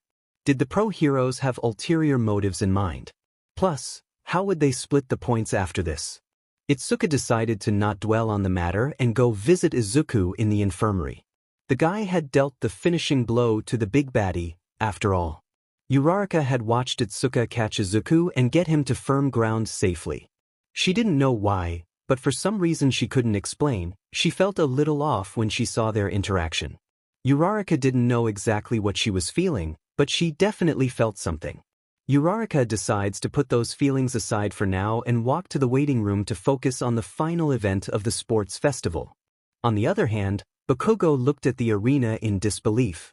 What the actual hell had happened? Did he get disqualified? Did he pass? There were many questions and feelings roaming around his head, but the biggest feeling he was experiencing was anger. Anger towards himself for being reckless, anger towards Deku for always chasing after him, anger towards the people behind this dumb event for surprising them with a nearly impossible challenge at the end. All he could do for now was wait for the final results. Izuku woke up in the infirmary. He looked to his left arm and noticed that it was all bandaged up. Seems like imagining the egg in the microwave served to not break his arm entirely, although it didn't prevent him from getting serious injuries in his arm. Izuku looked beside him and he saw Itsuka standing next to the window, looking outside with a thoughtful expression. Kendo. Hearing his voice, Itsuka snapped out of her train of thoughts and turned towards him, smiling brightly at him. Midoriya. Are you okay? That was insane. Izuku chuckles before smiling softly at her. I'm just a little roughed up. What happened? Did I miss much? Itsuka lets out a little sigh. Thank goodness you're okay. You didn't miss much, honestly. The staff is currently preparing the arena for the final event, and our scores will be revealed in a bit. Izuku looks down. Oh man, I should have found some other way to destroy that robot. I'll be lucky if they let me participate in the final event, assuming that I get enough points to qualify in the first place. Itsuka smiles before ruffling his hair softly. Don't beat yourself up over it. That punch was amazing. The way you and your class cooperate is awesome. Izuku's nervous demeanor returns upon feeling Kendo ruffle his hair, and he blushes madly. It was nothing special, Kendo. You looked amazing out there yourself. You looked majestic. Itsuka blushes slightly at Izuku's comment, and she playfully shoves his face away from her as lightly as she can. Get out of here. You were the one with the big finishing punch. Izuku laughs softly and looks at Itsuka with a smile of his own. I'm serious though. I'm sure everyone thinks you did better than I did. All I did was finish that thing off. No biggie. Itsuka giggles. You need to stop being so humble, Midoriya. You were awesome out there and you need to recognize it. Izuku giggles and looks away. Well, I'm just not used to standing out, that's all. Itsuka raises an eyebrow. Is that so? Izuku looks down. Why yes, not many people believed in me before, so I'm kinda used to not being in the spotlight. Itsuka thinks for a moment before patting his head softly. Well, if it helps, you have at least one person who believes in you now. Izuku looks at Itsuka with a surprised expression. This feeling, the feeling of having someone who believes in you, it was one he hadn't experienced many times before, but it was one that made his heart swell with warmth. Izuku felt like he could tear up, but he contained himself. Thank you, Kendo, it means a lot. Itsuka smiles and places her hand on Izuku's bandaged arm. Still, you need to take care of yourself more, Midoriya. You can't keep getting hurt like this. Izuku sighs and looks down. I know everyone keeps telling me that, but I can't help myself. I've always wanted to be a hero who saves everyone, and what kind of hero doesn't put themselves on the line to protect others? Itsuka feels conflicted about Izuku's response. She admired his resilience and his determination to save others, but she really didn't like the fact that he was willing to go to such lengths to do it. Midoriya, listen, I know this'll sound weird coming from me since we don't know each other very well, but could you do me a favor? Izuku looks up at Itsuka with a confused expression. I'm all right, Kendo. What is it? Itsuka places her hand on Izuku's right hand and looks at him with a concerned expression. Just promise me you'll take it easier on the next event if you make it to the finals, okay? Please don't hurt yourself. You're a genuinely nice guy, and I don't like to see good people like you get hurt. Can you do that for me? Izuku looks at Itsuka for a moment, surprised by her gesture. After a moment, he smiles at her and nods his head. Yes, I promise I'll take care of myself more, Kendo. Itsuka smiles and withdraws her hand. Good, thanks, Midoriya. They both stay in the infirmary for another minute, relaxing in each other's presence. After the relaxing minute ends, Itsuka snaps out of her trance. Well, I gotta get back out there. It won't be long until our scores are announced. Get some rest, Midoriya. Izuku also snaps out of his trance and nods. Yeah, thank you, Kendo. See you later. Itsuka walks out of the room with her head hung low. Truthfully, she didn't think Izuku would get to the finals at all, not after such a reckless attack. She still meant every word she said, though. She might not know his full story, but Itsuka could tell that Izuku was a very nice person, and it would be tragic if something happened to him. Despite that, Itsuka felt somewhat at ease believing that Izuku wouldn't get to the finals at all, and even if he did, there was no way he'd be allowed to compete in his current state. Outside, the crowd is roaring in anticipation. The arena was finally clean again, and the scores of the final students were ready to be revealed. Present Mike grabs the microphone and hypes the crowd up. So are you all ready to see who are the lucky contestants to move on to the final stage of the sports festival? Everybody say hey. The crowd does as told. Aizawa sighs and contemplates leaving the commentator's booth. I still stand by what I said. This challenge was one of the worst ones I've seen in any sports festival we've had so far. Present Mike chuckles. Don't be such a party pooper, Eraser. Our students managed to defeat our 1,000,000-point robot after all, didn't they? Aizawa groans. Remind me why I'm here again. Present Mike chuckles again. Why don't you look at students' final scores instead? Pay close attention, everyone, because these will be the 8 lucky individuals to participate in the last event, the battle tournament. And our winners are. Present Mike points to the screens of the stadium. The screens reveal the final 8 participants of the sports festival battle tournament. Wowie. Looks like this'll be one tough final event, don't you think so, Eraser? Said Present Mike from the commentator's booth. Aizawa groaned. How about you present the last event instead of blowing my ear off, Yamada? Present Mike laughs. Sure do. I'm sure our lovely audience is fuming with anticipation about our last event, isn't that right, everyone? The audience cheers. Good. Because our last students are about to duel it out the old-fashioned way. Let's applaud for the final event, the battle tournament. The audience cheers and roars, waiting eagerly for the battle tournament to start. Itsuka had gone back to the stands for a bit. She was still hoping she'd gotten through to Midoriya, since he was in pretty bad shape. His muscles had taken more damage than his bones, but it was still dangerous for him to go out and fight in the final event if he were to pass. Itsuka was glad that Izuku wouldn't get to participate in the next event and could stay safely in bed watching from a safe distance the sports festival finish, or at least that's what she would have liked to think. Itsuka froze when she saw Izuku's name on top of the leaderboard. Who the actual hell had allowed him to continue? Itsuka tried to contain her emotions, but she couldn't suppress a groan of frustration at the thought of the green-haired boy and his resilience. He was definitely not in good shape, but from all she's figured out from him thus far, he would definitely try to compete in this final event despite his physical state. Itsuka groaned, since she had just arrived at the stands and she already had to go back to the infirmary again, but she knew she had to prevent Izuku from participating. He was in no shape to compete, and he had to see that one way or another. Itsuka sighed before leaving the stands. As she passed the other students, she couldn't help but notice a very angry-looking Bakugo staring at the leaderboard with disbelief written across his expression. Her first impression of the guy wasn't a very good one, given the way he claimed he'd best everyone at the beginning of the sports festival, but for some reason he seemed to have a personal score to settle with Midoriya. Yet another thing to ask him about, thought Itsuka as she left the stands. Izuku couldn't believe it himself.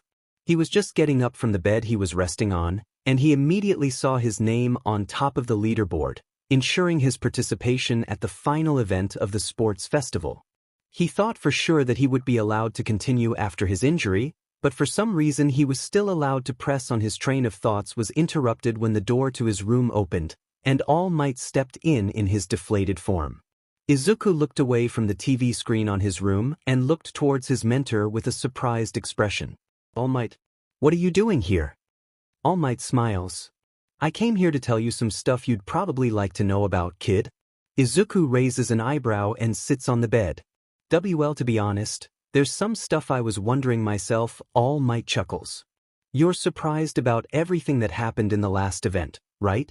Izuku looks at All Might with a surprised expression for a moment before letting out a chuckle. Why, yeah, how did I manage to qualify for the final event? I thought I did awful. All Might's expression falls a bit and he sits down next to Izuku. Listen, kid, there's a lot of stuff surrounding this particular sports festival that has affected its development. Ever since the USJ was attacked, there's been a rising part of the public who want a clear vision of a safe future.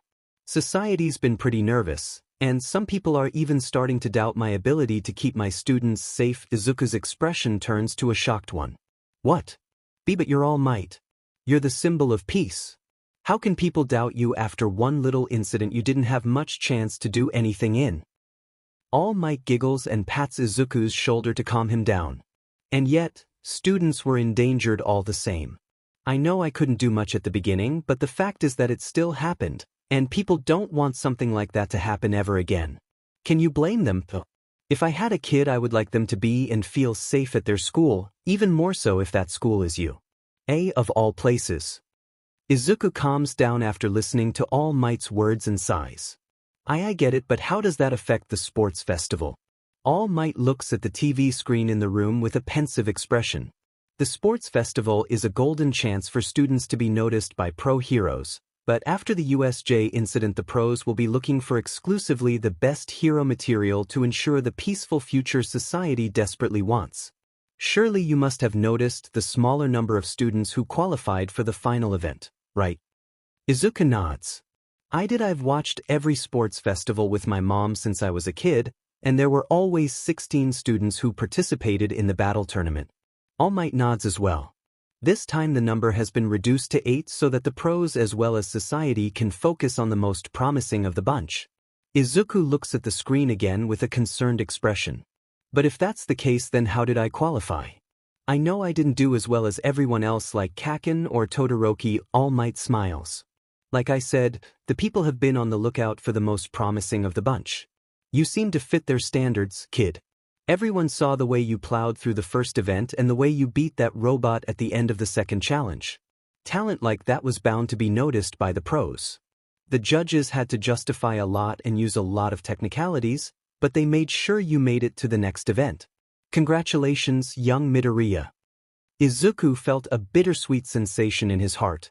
He appreciated the pros giving him a chance to keep going in the sports festival, but at the same time it felt like he didn't earn that place. Plus, They could have given that place to someone who actually did well in the second challenge, like Itsuka for example. All Might, I don't know about this, I'm not sure if I'm worthy of competing in the final event. It feels unearned. Izuku looked down, but All Might delivered a swift chop to the top of Izuku's head to snap him out of the blue. Don't be such a worrywart, kid. The people love you, so own it. Izuku looks at All Might with a pained expression, although he smiles through the quick pain. Right, All Might. But how did I get to the top? I thought I fell behind at the beginning. All Might smiles again. That robot was supposed to guarantee 10 million points to whoever took it down, but since it was a team effort from all of you, the judges didn't know how to split the points. Everyone saw you deliver the finishing blow to the robot, so they thought they might as well give them to you. Izuku looks at his mentor with a surprised expression. What? They gave me the 10 million points. But everyone gave it their best shot. Why me of all people? All Might chuckles. Like I said, they had to use a lot of technicalities to make sure you passed, and that was one of them. Izuku looks genuinely baffled. All Might laughs at his reaction before placing his hand on Izuku's shoulder. But enough about that. Let's discuss your tactic to actually win the sports festival, young Midoriya. Izuku snaps out of his reverie and looks at All Might with some concern. He genuinely thought he wasn't going to move on to the final event, so he had absolutely no idea of what to do in order to win. My tactic? Yeah, your tactic. You're up against young Todoroki. Do you have a plan that doesn't involve getting yourself severely injured with the use of One for All? Izuku blinks. He didn't expect to be paired up against Todoroki of all people. He didn't know the guy very well, but Todoroki seemed like an unstoppable force thus far. The way he used his quirk, his stamina, his training, it was almost perfect. How to win against someone who is just better than you in every way? Well, I don't know yet. I mean, Todoroki's father must have put him through an intense training to get him to where he is now. I don't have nearly as much experience with One for All yet. All Might sighs, his expression falling at the mention of the man who has been blocking his friendship for years. Ah, yes, 𝗫𝗏 is quite the individual. We spoke once 10 years ago, and he hasn't spoken to me ever since. He's so focused on surpassing me that he often forgets what makes a symbol. I worry about young Todoroki. Sometimes I hope 𝗫𝗏's hatred for me doesn't manage to affect the souls of his family members, especially young Todoroki's. Izuku looks down. Well, I stumbled upon him and Kaken on the first challenge. They both want to surpass me, but Todoroki looked like he was hiding something. I know Kaken likes to prove himself better than everyone else, but Todoroki seems to have a special kind of competitive attitude against me. Do you think it's because you're often seen close to me? All Might.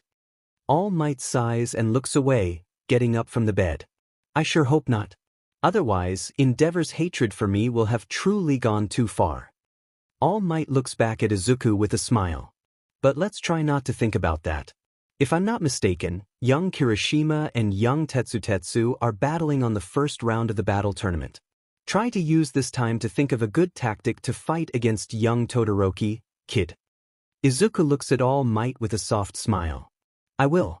And All Might thanks for giving me a chance. All Might chuckles. You gave yourself that chance when I met you, kid. You haven't let me down ever since. All Might.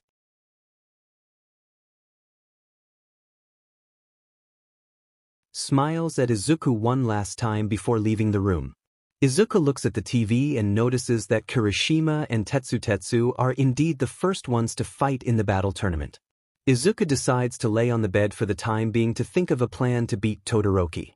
Everything about his soon-to-be opponent was almost perfect, from the way he used his quirk to his analytical skills, yet there were two details that Izuku noticed when Todoroki was using his quirk. He only used his right side to create ice while refusing to use his left side, and he looked rather sad and angry.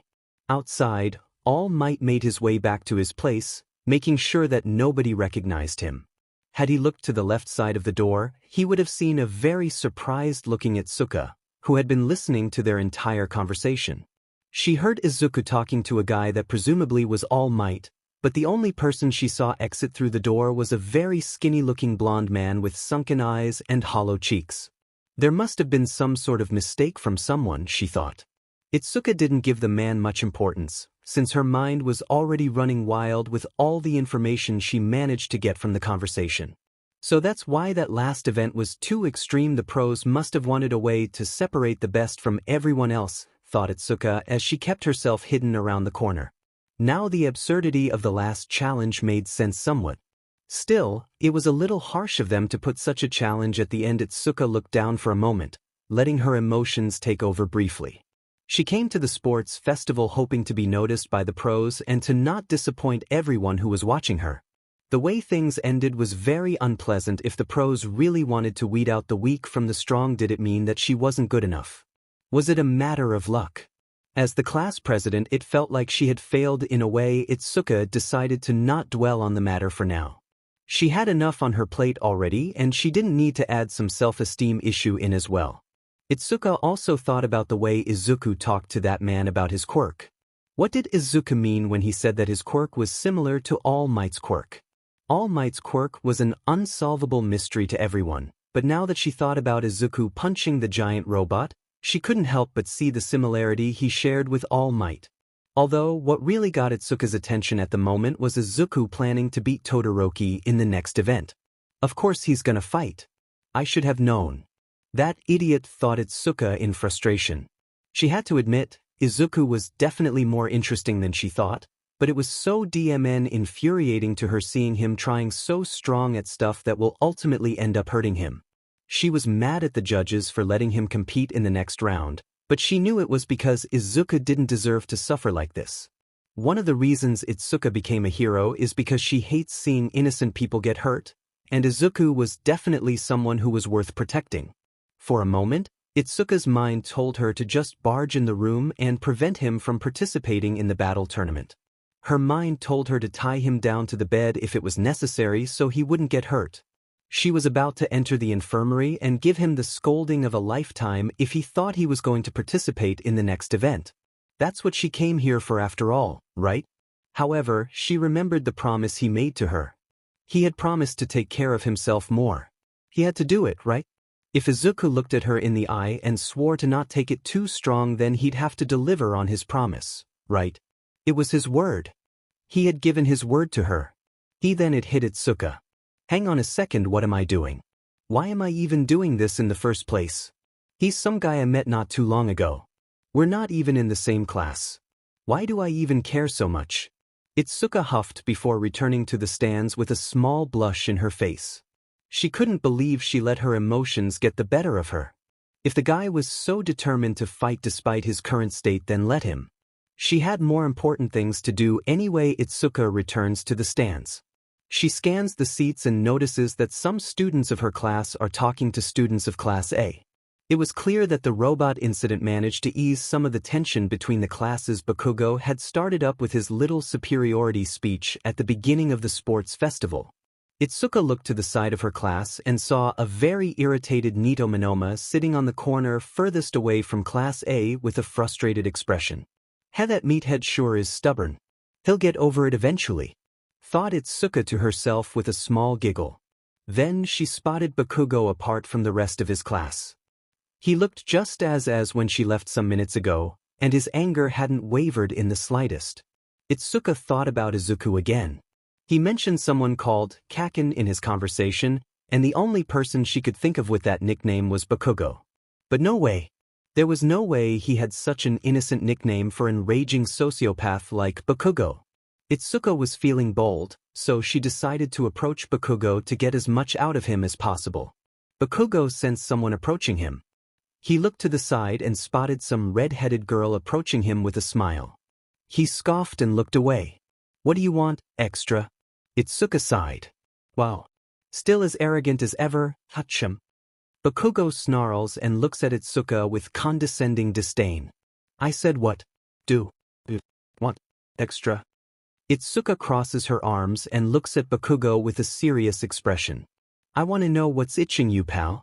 All I've seen you do is act like you own the DMN place and act hatefully towards Midoriya. Bakugo scoffs and looks away at the mention of his childhood friend. Don't mention that nerd. He somehow managed to cheat his way to the final event. If I get my hands on him, Itsuka chuckles.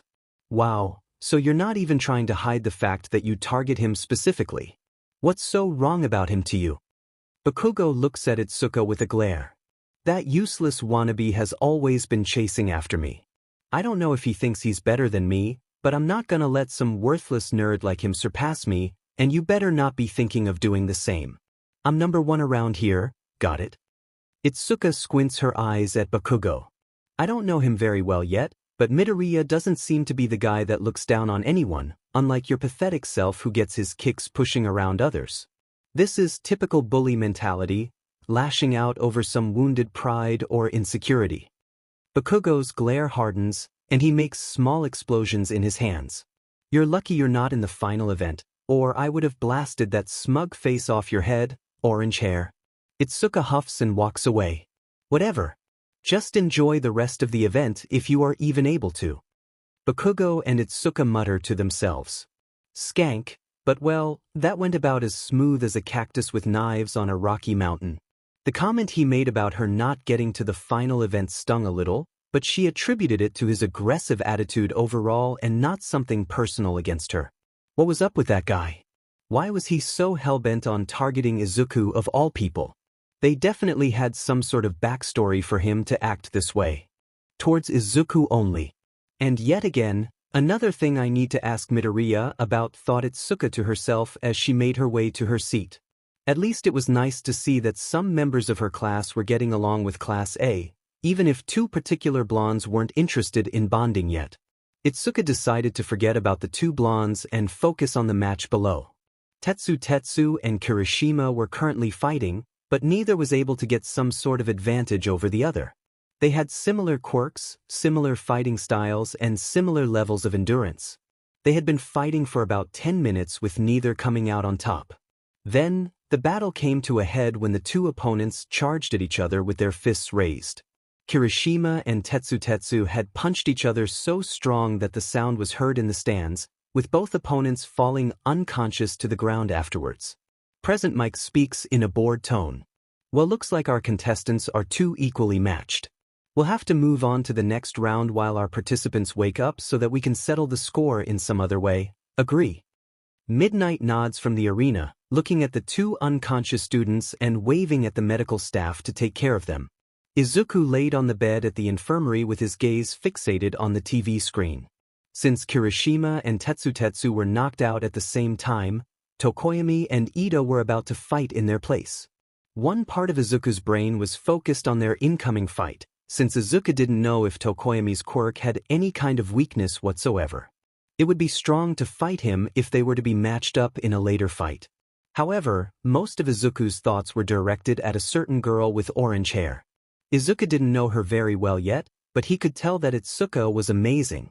The way she fought the robots using her quirk, her straightforward attitude, her prowess and majestic look when she fought, she was someone he definitely didn't want to let down, which is also why he was so nervous about his incoming fight. He had promised Itsuka to not injure himself more than he should, and he didn't know how to deliver on that promise. Much less when he was supposed to fight Todoroki of all people.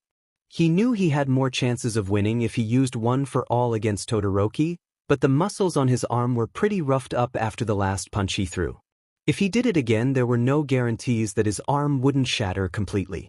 How to win against someone who had no drawbacks to their quirk, had the analytical skills of a pro, surely had some training before enrolling into you, and harbored a pretty competitive attitude towards him. Izuku groaned mentally at the thought. Fighting Todoroki will be a pain, both literally and figuratively. He just hoped he could handle himself when the time came to not worry Itsuka anymore. On the arena, the match between Tokoyami and Ida was just getting started. Ida began the match by dashing straight towards Tokoyami and throwing a kick to his side. Dark Shadow. As those words left Tokoyami's mouth, the monster living in his shadow manifested and covered him using his giant claws. Ida had to step back for a moment. Darn. Tokoyami's quirk is stronger than what I thought. I won't beat him with strength alone. I have to be clever. As Ida stepped back, Tokoyami went on the offensive, ordering Dark Shadow to chase him. At the sight of the shadow monster approaching, Ida activated his engines and ran across the arena. A very frustrated-looking Minoma sighs. This event is rigged. Most of it has been Class A flaunting. Not a single one of us made it to the finals. Seems fishy to me. Itsuka chuckles and pats Monoma's shoulder. Well, you sure seem happy to be here, don't you? Monoma chuckles bitterly while looking at the match below. If I was the one battling down there, I would have given Class A a run for their money, and you know it, Kendo. Itsuka smirks. Feeling grumpy like an old man, Monoma? Monoma giggles. Not at all. Just disappointed in this event. I mean, we did help to defeat that thing on the last event, Kendo. Either way, who are the irresponsible judges in charge of this event anyways, and why didn't they allow more of us to qualify? Itsuka looks away for a moment, remembering the information Izuku and the person who supposedly was All Might talked about. She thought about revealing the information she learned to Monoma, but she bit her tongue at the last moment. Knowing Monoma, revealing that information to him would only cause more turmoil between the sister classes. Well, I don't know, but maybe you should be glad you're not down there. Things seem pretty extreme. Monoma rolls his eyes. Whatever. I still don't like this, Kendo. Monoma goes back to looking at the match between 𝗧𝗏𝗄𝐵 and Ida, which now begins to take a more interesting turn. Ida was getting tired from running circles around 𝗧𝗏𝗄𝗵 while Dark Shadow didn't seem to be getting tired at all. Ida knew that he should make one last effort to finish the match here or he'd collapse soon. Ida turns around and runs straight at Dark Shadow. 𝗧𝗏𝗄𝗵 orders Dark Shadow to attack. Ida smirks. You're strong, 𝗧𝗏𝗄𝗵, but I am faster. Just as Dark Shadow was about to punch Ida, Ida slides on the floor and goes past the floating monster. 𝗧𝗏𝗄𝗵's eyes widen in surprise while Ida makes one last sprint towards him. This is it. Ida jumps and moves his left leg to the side, ready to kick 𝗧𝗏𝗄𝗵 out of bounds, but then, oh no. Ida felt something grab his leg. He looked back to see Dark Shadow extending his arm and grabbing his leg with a firm grip. What in the world? He can change his size too. Ida didn't even have enough time to react before Dark Shadow threw him out of bounds. Midnight raises her arm at the sight of Ida flying out of the arena. Ida is out of bounds. 𝗧𝗏𝗄𝗵 moves to the semifinals. 𝗧𝗏𝗄𝗵 makes Dark Shadow retreat before bowing respectfully and walking out of the arena silently. On the other hand, Ida groans and gets to his feet, looking defeated. But was I too slow? Did I fail to notice something important? Ida sighs before walking out of the arena with his head hung low. Sorry, brother, I have failed the Ida name. I must work harder from here. Itsuka notices that many people aren't quite satisfied with the result of this match. One particular person is Monoma himself, who is rolling his eyes and looking at Ida with disdain. Hey, what's got you so worked up? Why are you looking at Ida like that? Monoma sighs. I wasn't expecting much, but I was somehow still disappointed. I can't believe that idiot let himself lose with all he has going for him. Itsuka looks slightly offended. What do you mean, Monoma? Monoma gets up and walks away. Nothing you would understand, Kendo. I have to go to the bathroom. Itsuka groans and looks at the arena again. Why was Monoma so antagonistic of their sister class? Izuku found himself walking through the halls of the stadium, deep in thought. He heard that the last match was a victory for 𝗧𝗏𝗄𝗵, which didn't calm his nerves one bit. He always had a knack for observing stuff others would dismiss, but 𝗧𝗏𝗄𝗵's quirk was exceptional even for him. A shadow monster with no weaknesses, how on earth would he fight something like that? Izuku's train of thoughts was interrupted when the flame hero 𝗵𝗏𝗏 stood in his path. Izuku immediately snapped out of his reverie and looked at 𝗵𝗏𝗏. With wide eyes. 𝗵𝗏𝗏 never had the friendliest of looks or expressions, but Izuku never had the chance to meet him face to face. The flame hero was even more intimidating in person. 𝗵𝗏𝗏. The number 2 hero looks at Izuku with an amused expression. Ah, there you are. I've been looking for you. Izuku steps back in disbelief. But why? I've been watching you closely since the sports festival begun. When it comes to power, yours is comparable to All Might's. Izuku tries to contain his shock, but his eyes betray the surprise he feels. What? But, listen. Ever since Shoto was born, he had a path that was carved out for him. He will surpass All Might. That's his path in life. When you fight against him, don't hold anything back. I want him to be prepared to surpass even myself. Izuku's shocked expression turns into a somber one. Is that what you want of me? Of him? 𝗵𝗲𝗏 keeps speaking in a dead serious tone. Yes. You don't know how much struggle I've gone through to surpass all might. Even if I am not capable of doing so, my bloodline will. It is Shoto's destiny to surpass all might, and his match against you will be a good testing ground to see how much training he has left. Hit him strong. Don't disgrace yourself or him by restraining yourself. 𝗵𝗲𝗏 turns around to leave. Izuku looks at his retreating form for a bit before a small glare forms in his eyes. 𝗵𝗲𝗏 turns around, and his eyes widen slightly at the sight of Izuku glaring at him. You're right. I don't know what you've gone through to surpass all might, sir. But I am not all might, and the same goes for Todoroki. He might be your son, but he isn't you. 𝗵𝗲𝗏 looks at Izuku with some intrigue before leaving. Izuku sighs when 𝗵𝗲𝗏 leaves. The way 𝗵𝗲𝗏 talked about his quirk made it sound like he knew about one for all, but it was impossible for him to know. Izuku knew that if there was one person who couldn't know about it, it was definitely 𝗵𝗲𝗏. Sometimes keeping the secret of one for all was tough. People weren't dumb, and many had gone too close to discovering the secret many times before, whether because Izuku was often seen around All Might, because their quirk effects were similar, because the way they moved was similar and stuff like that. Someone was bound to know about it sooner or later. All Izuku hoped was for the secret to come out when he was ready to deal with the situation. Or at the very least, he hoped he could share the secret with someone trustworthy outside. The crowd was cheering for the next battle to start. The two opponents approached each other with determined expressions, eager to win by whatever means necessary. The two contestants were none other than Uraraka and Bakugo, who wore determined expressions each. The girls of Class A looked at Uraraka with concern. This might be the most disturbing battle so far, said 𝗬𝗧𝗏, concerned for the well-being of her best friend. Momo agreed. Uraraka must have some sort of plan up her sleeve if she wants to claim victory. I fear that Bakugo won't hold back. Mina tries to lighten up the mood. Oh, come on, everyone. Have some faith in Uraraka. Girl is tougher than she looks. Jiro squints her eyes at the blonde boy below. Maybe so, but Bakugo is an explosive sociopath. He better not hurt her severely or he'll regret it. The invisible girl known as Hagakure giggles. Relax, everyone. Let's just cheer for her. In the infirmary, Izuku watched the incoming fight with concern. He knew Bakugo very well, and he knew he would never hold back, not even if his opponent was a girl. Izuku couldn't help but feel even more guilty for his injury. Perhaps he could have given some advice to Uraraka if he didn't get hurt. Or he could have devised a plan to help her. Or he could at least have given her some moral support. Either way, things just happened. He had a broken pinky finger, a very pained left arm, and no way to help Uraraka at all. Izuku sighs and sits on the bed, hoping that Uraraka could fend for herself. Then, the bell rings, signaling the beginning of the match. Bakugo reacted by blasting himself towards Uraraka. Uraraka barely had time to react, but she managed to dodge Bakugo's explosive hand at the last second. CRP. He's serious. Uraraka thought to herself as she got up to her feet.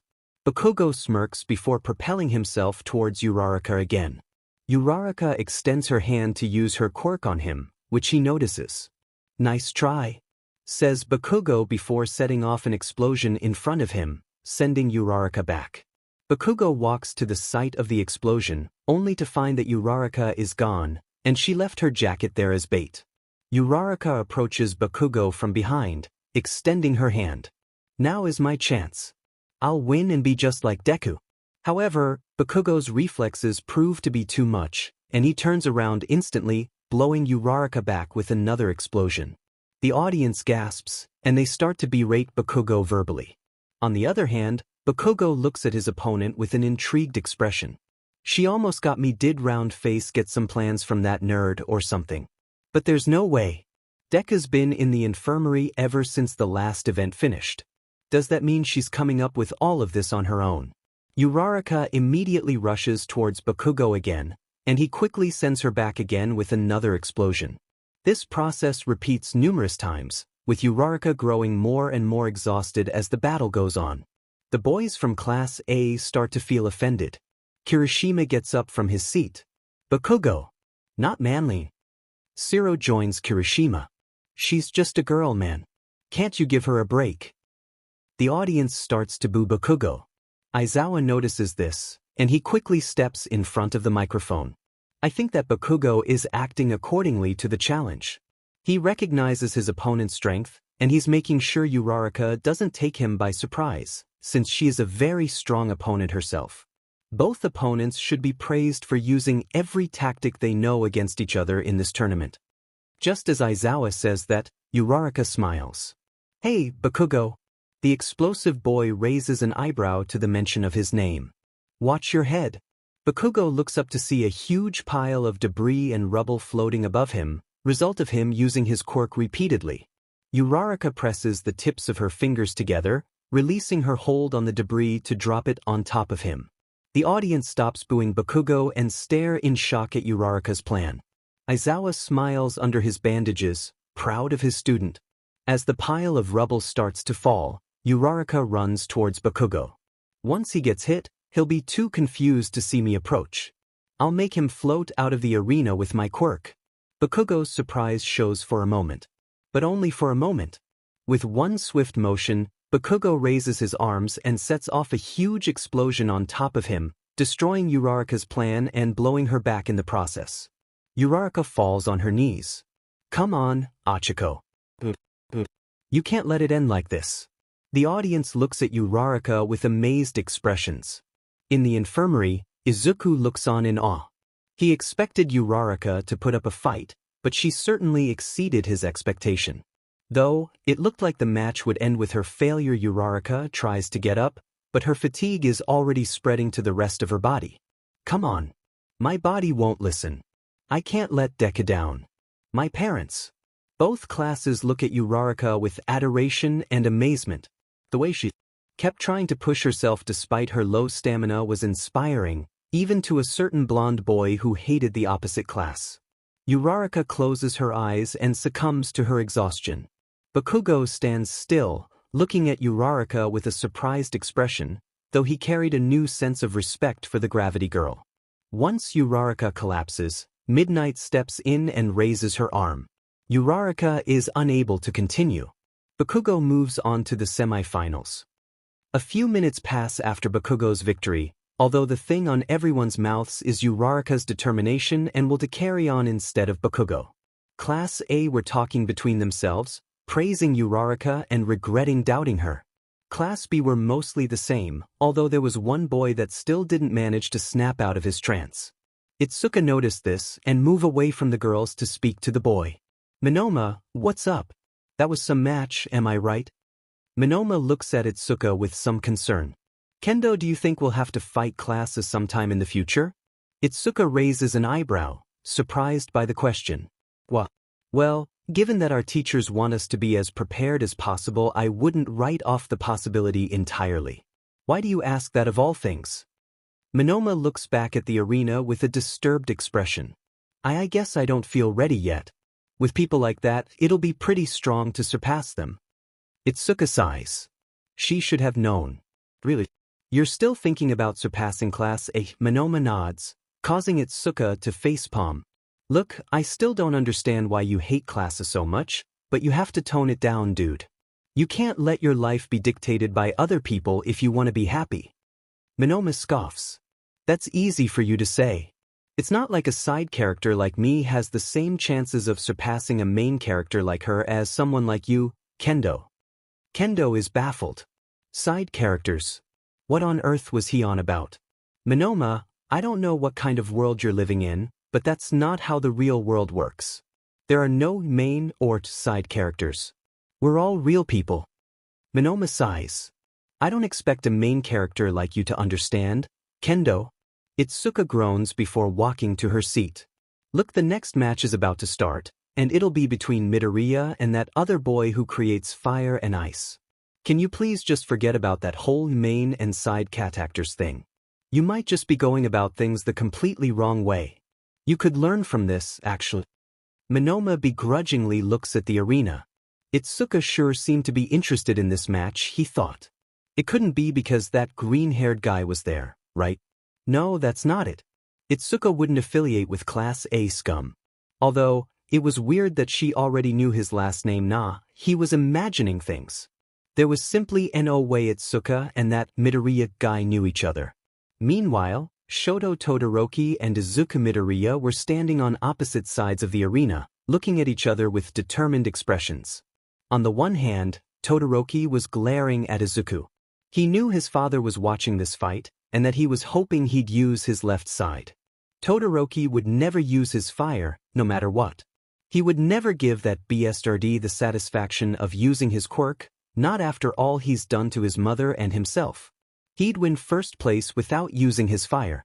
On the other hand, Izuku was staring at Todoroki with mixed feelings. He felt determined to get as far as he could, he felt scared at Todoroki's sheer power and abilities, he felt worried about injuring himself more than he could, he felt intrigued by Todoroki's attitude so far, and he felt a twinge of guilt for being in that podium, whereas many more could have been in his place instead but couldn't due to the heroes behind the scenes pulling some strings for him. Nevertheless, Izuku remembered that Todoroki had something akin to a sworn rivalry with him. He knew Todoroki saw him as a rival he was bound to surpass, but there was something else underneath that cold exterior of his. Something tragic, almost. Still, Izuku knew that he couldn't let his own guard down. Izuku's plan wasn't much of a plan as it was more of a concept.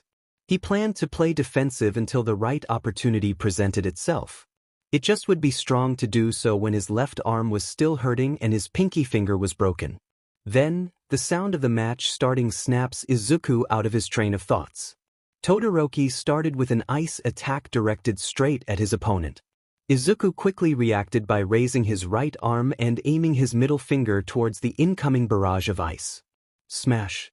Izuku shouted internally as he released his middle finger, effectively stopping the ice in its tracks and blowing it right back to Todoroki at the cost of his middle finger. Todoroki quickly created a small ice wall behind him to not be pushed out of bounds. When the wind calmed down, Todoroki looked towards Izuku and his middle finger. He was prepared to injure himself in order to stop the attack. Just as I expected. Present Mike started to get into the mood of the battle tournament after a boring first match, an underwhelming second match, and a bittersweet third match. Midoriya stopped Todoroki's attack. The cameras zoomed in on Izuku's now broken middle finger, to which many people gasped, including Itsuka. What the? Is he really doing this now? That idiot. Itsuka groaned to herself as she saw Izuku injure himself as she specifically told him not to do. Todoroki got up to his feet before glaring at Izuku. Let's continue, Midoriya, said Todoroki in a low tone before launching another ice barrage at him. Smas! Shouted Izuku before deflecting the incoming ice attack with an attack from his index finger. Present Mike got more into the mood, while Aizawa glared at his student from the commentator's booth. He stopped it again. Izuku clenched his teeth in pain. CRP. I need to find some opening, but he attacks very quickly. It's almost impossible to get information out of him. Come on, don't give up. No one is unbeatable, not even him. Just gotta keep observing him. Izuku looks to his arms. Great, that makes 3 broken fingers. I got 7 chances. Todoroki launches another ice barrage at Izuku, which he quickly deflects by aiming his right ring finger and releasing it. Great. 6 more chances. Meanwhile, Todoroki is getting frustrated. Midoriya, I'll end this quickly. Todoroki launches yet another ice barrage towards Izuku, which he deflects by aiming his right pinky finger at it and releasing it. Just as the wind calms down, Todoroki creates an upwards ice path to approach Izuku. Izuku looks up and sees Todoroki about to jump down at him, and he reacts by jumping backwards. Todoroki smashes the ground below him and creates a pile of ice. Todoroki looks at the retreating form of Izuku, and he expands the ice to encase him. Izuku looks on in horror as the ice envelopes his foot. CRP. He's too close. Izuku thinks for a moment before the power of One for All engulfs his injured left arm. Izuku punches in front of him, and a huge shockwave of air and ice expands across the stadium. Izuku cries out in pain as the already injured muscles on his right arm feel the weight of the power of one for all taking its toll on his bones. Izuku calms down as he sees that Todoroki is now standing on the opposite side of the arena, at a safe distance from him. The audience looks on in awe, and Izuku's classmates are no different. Itsuka is absolutely flabbergasted. What is he doing? 4 of the fingers on his right arm are broken and his left arm is busted. He can't keep doing this. Izuku notices that Todoroki is trembling slightly, although he seems to not be too bothered. Midoriya, that attack was more powerful than your last one's. Guess you really didn't want me getting close? Izuku looks down, clutching his left arm while Todoroki lets out an icy sigh, looking at his father with disdain. Thanks to you, he looks I've managed to get this far without using his quirk, and I plan to keep doing it to reject him entirely. You can't keep fighting with your arms in that state, can you? Let's just get this over with. Todoroki launches a final ice barrage towards Izuku, thinking that the fight is already over. Izuku looks up to Todoroki with a fired-up expression. Is that so? Todoroki is taken by surprise when Izuku also manages to somehow deflect this attack. Todoroki was so shocked that he was almost thrown out of bounds, but he managed to create an ice wall behind him just before falling off the arena. The audience looks on in awe, and when the cameras zoom in on Izuku, Todoroki understands what happened. You used your broken index finger? You're trembling. Todoroki raises his eyebrows in surprise. Izuku is shaking, but he looks more determined than ever. Quirks are physical abilities. There's a limit to how much cold your body can take, right? Isn't that something you could solve using the heat from your left side? Todoroki clenches his teeth in frustration as Izuku keeps speaking. Izuku looks at his classmates briefly before continuing. Everyone is fighting with everything they've got in order to achieve their dreams and get closer to their goals to become number one. You think you can win with just half of your strength. You haven't put a single scratch on me, you know. Izuku clenches the broken fingers on his right hand before looking at Todoroki with a determined expression, much to the horror of the audience and even present Mike. Come at me with everything you've got. Itsuka didn't know what Izuku was saying, but he looked pretty fired up. Seeing him hurt himself to this level was just worrying to a whole new extent. What is he doing? Why is he going this far? What drives him to sow this to himself? Itsuka's angry expression turns into a more concerned one. Izuku Midoriya, just who are you? Meanwhile, Todoroki looks even angrier than before. Midoriya, what did you just say? Everything I've got. Did my 𝗧𝗪𝗏 old man buy you off or something? You don't know what you're talking about. Now I really am. Todoroki charges at Izuku again, although it's clear for everyone that his movements are much slower. Todoroki jumps towards Izuku, but he was already prepared. Imagine the egg again. Come on, it won't explode. You got this. Izuku charges up one for all in his right arm and punches Todoroki in the stomach, sending him back. The audience goes wild and present Mike comments with renewed energy. He got a hit on Todoroki. Aizawa's gaze softens. He remembers what he told Izuku on the very first day of school. The kid still had a long way to go, but his control over his quirk was definitely better. He isn't just fighting recklessly because he wants to. Izuku is fighting in any way he can with the control he had over his quirk in this point of time. Todoroki and Izuku charge at each other again, with Izuku launching even more attacks from his broken fingers. His left arm's muscles still hurt from the previous challenge, and it was painful to lift up, but Izuku was so full of adrenaline that he hardly noticed the pain and he kept breaking his fingers to shove Todoroki away. The pros were starting to get worried. 𝗬𝗵𝗲 speaks to Midnight through her earpiece. Midnight, we might have to stop this match if this keeps up.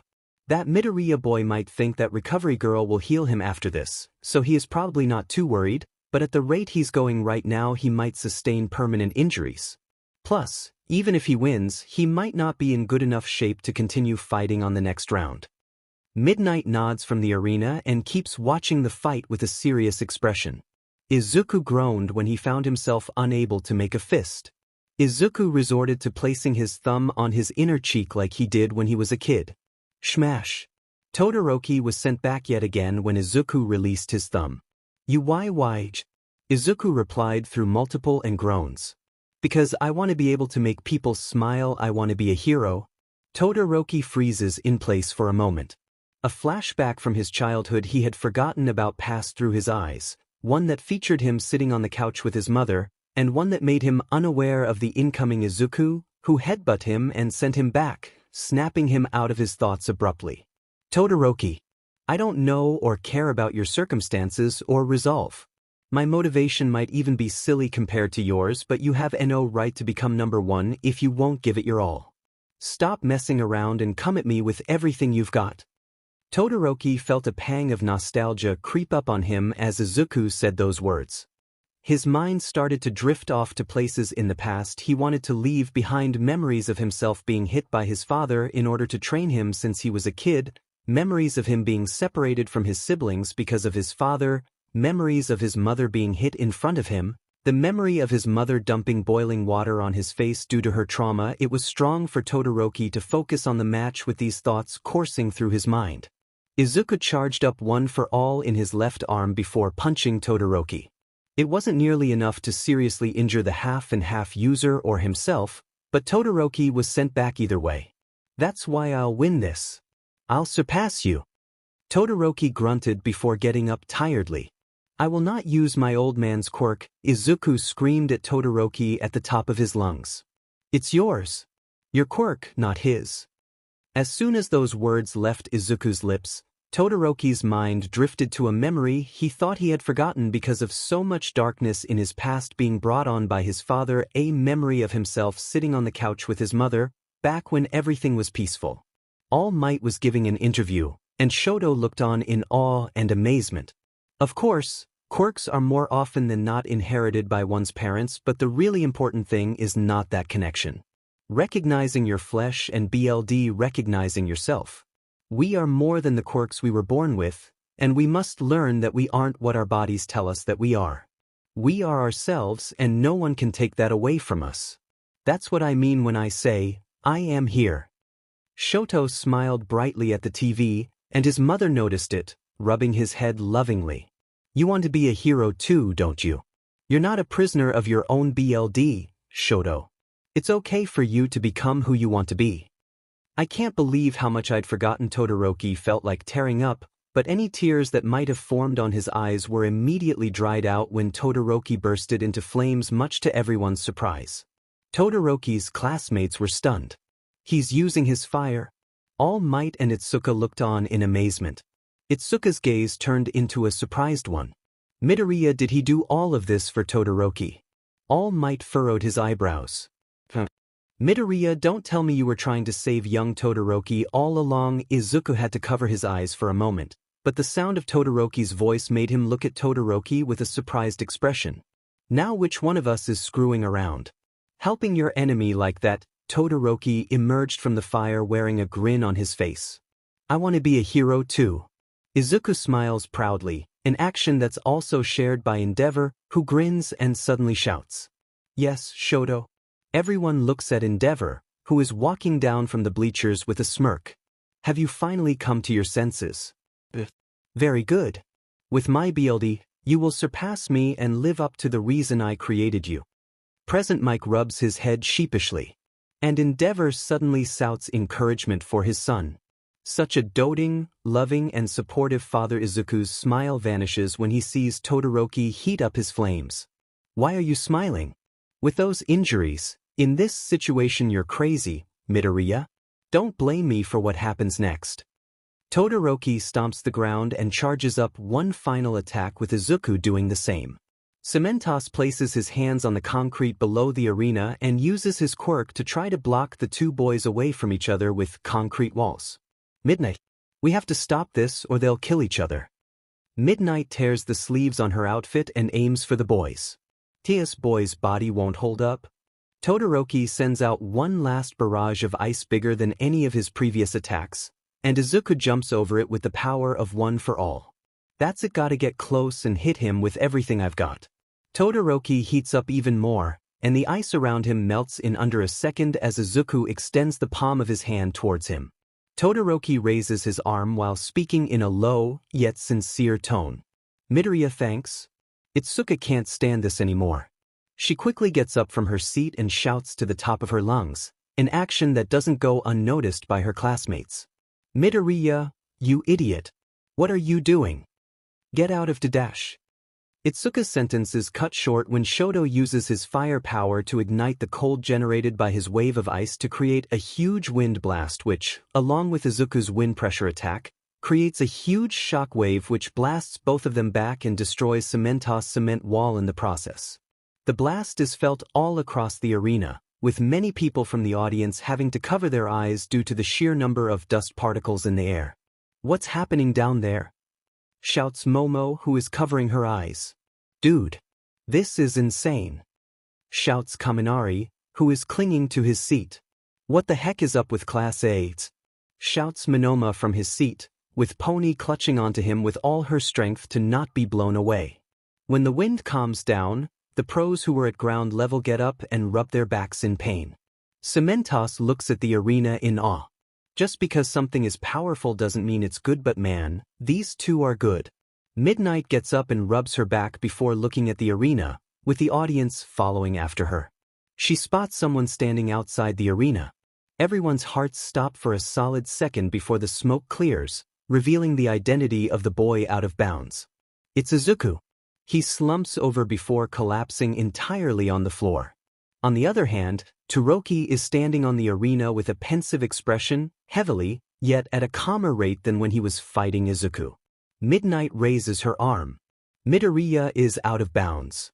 Todoroki moves on to the semifinals. The audience cheers loudly for Todoroki. On her part, Itsuka was now absolutely blown away. She watched as Midoriya was being carried away by the medical staff to the infirmary again, but her mind couldn't stop repeating the images of him fighting Todoroki. The way he broke his own body multiple times, the way he stumbled all over the arena, the way he was barely holding himself together. Izuku definitely lost, but it didn't feel that way to her. He managed to get Todoroki to use his fire, after all.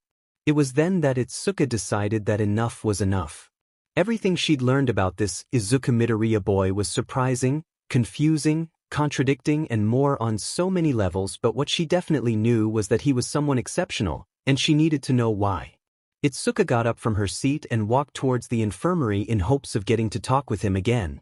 Itsuka's classmates noticed this too, but decided to not disturb her since they were still recovering from the intense match themselves. Itsuka spent most of the way towards the infirmary muttering to herself. What would she say to him? What did she plan on knowing? What on earth was she supposed to say to not appear so obvious or intruding? She walked at a very slow pace to answer these questions, and yet she didn't know the answer to them. Perhaps it was best to just let things flow naturally, she thought. As she finally got the courage to approach the infirmary, she heard some voices coming from inside. They sounded concerned and startled. "Surgery," was all she could hear from inside. The voices gradually became louder until they were pushed out of the room. But surgery is kinda a big deal, isn't it? Will his injuries be completely healed?" Itsuka raised her eyebrows in surprise when she saw 4 of Izuku's classmates being pushed out of the room by Recovery Girl. If she remembered their names correctly, they were Tenya Ida, 𝗬𝗏𝗪𝗍, Minoru Mineta, and Achiko Uraraka. They looked pretty concerned about Izuku, but they were forced to let him rest. The 4 students sighed in resignation before walking towards their seats once again. At the sight of Itsuka, Ida decided to greet his classmate. "Greetings. If I'm not mistaken, you are Itsuka Kendo, the president of Class B, correct?" Itsuka giggles awkwardly. "Why, yeah, that's me. Say, was Midoriya in there just now?" Ida crosses his arms and looks down. "Unfortunately, we were instructed to leave the room for Recovery Girl to perform surgery on him." Itsuka raises her eyebrows and steps back for a moment. "What? Surgery? Is he really that badly injured?" Sue steps forward. "Well, she said that she needed to extract the small fragments of bone that could be stuck in his joints." Itsuka looks away. "Geez, I didn't think it was that bad." Ida smiles softly.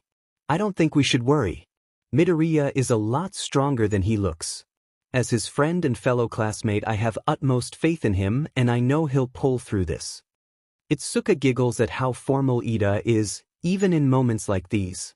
You got that right, he's lucky to have friends that look out for him like you.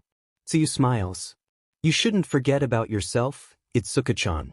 You were also coming to check on him, weren't you? Itsuka blushes before crossing her arms. Well, I guess so.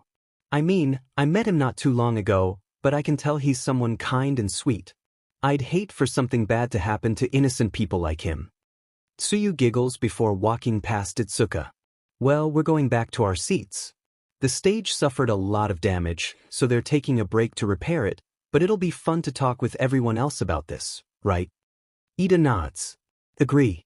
This is a learning experience like no other, although I have to remind everyone to not go to the lengths Midoriya went to. Itsuka smiles and rolls her eyes at Ida's attitude. At first she thought the guy was a JRK like Bakugo, but in reality he was just pretty serious. About school in general. At least she was happy about the previous challenge bringing their classes together to some extent.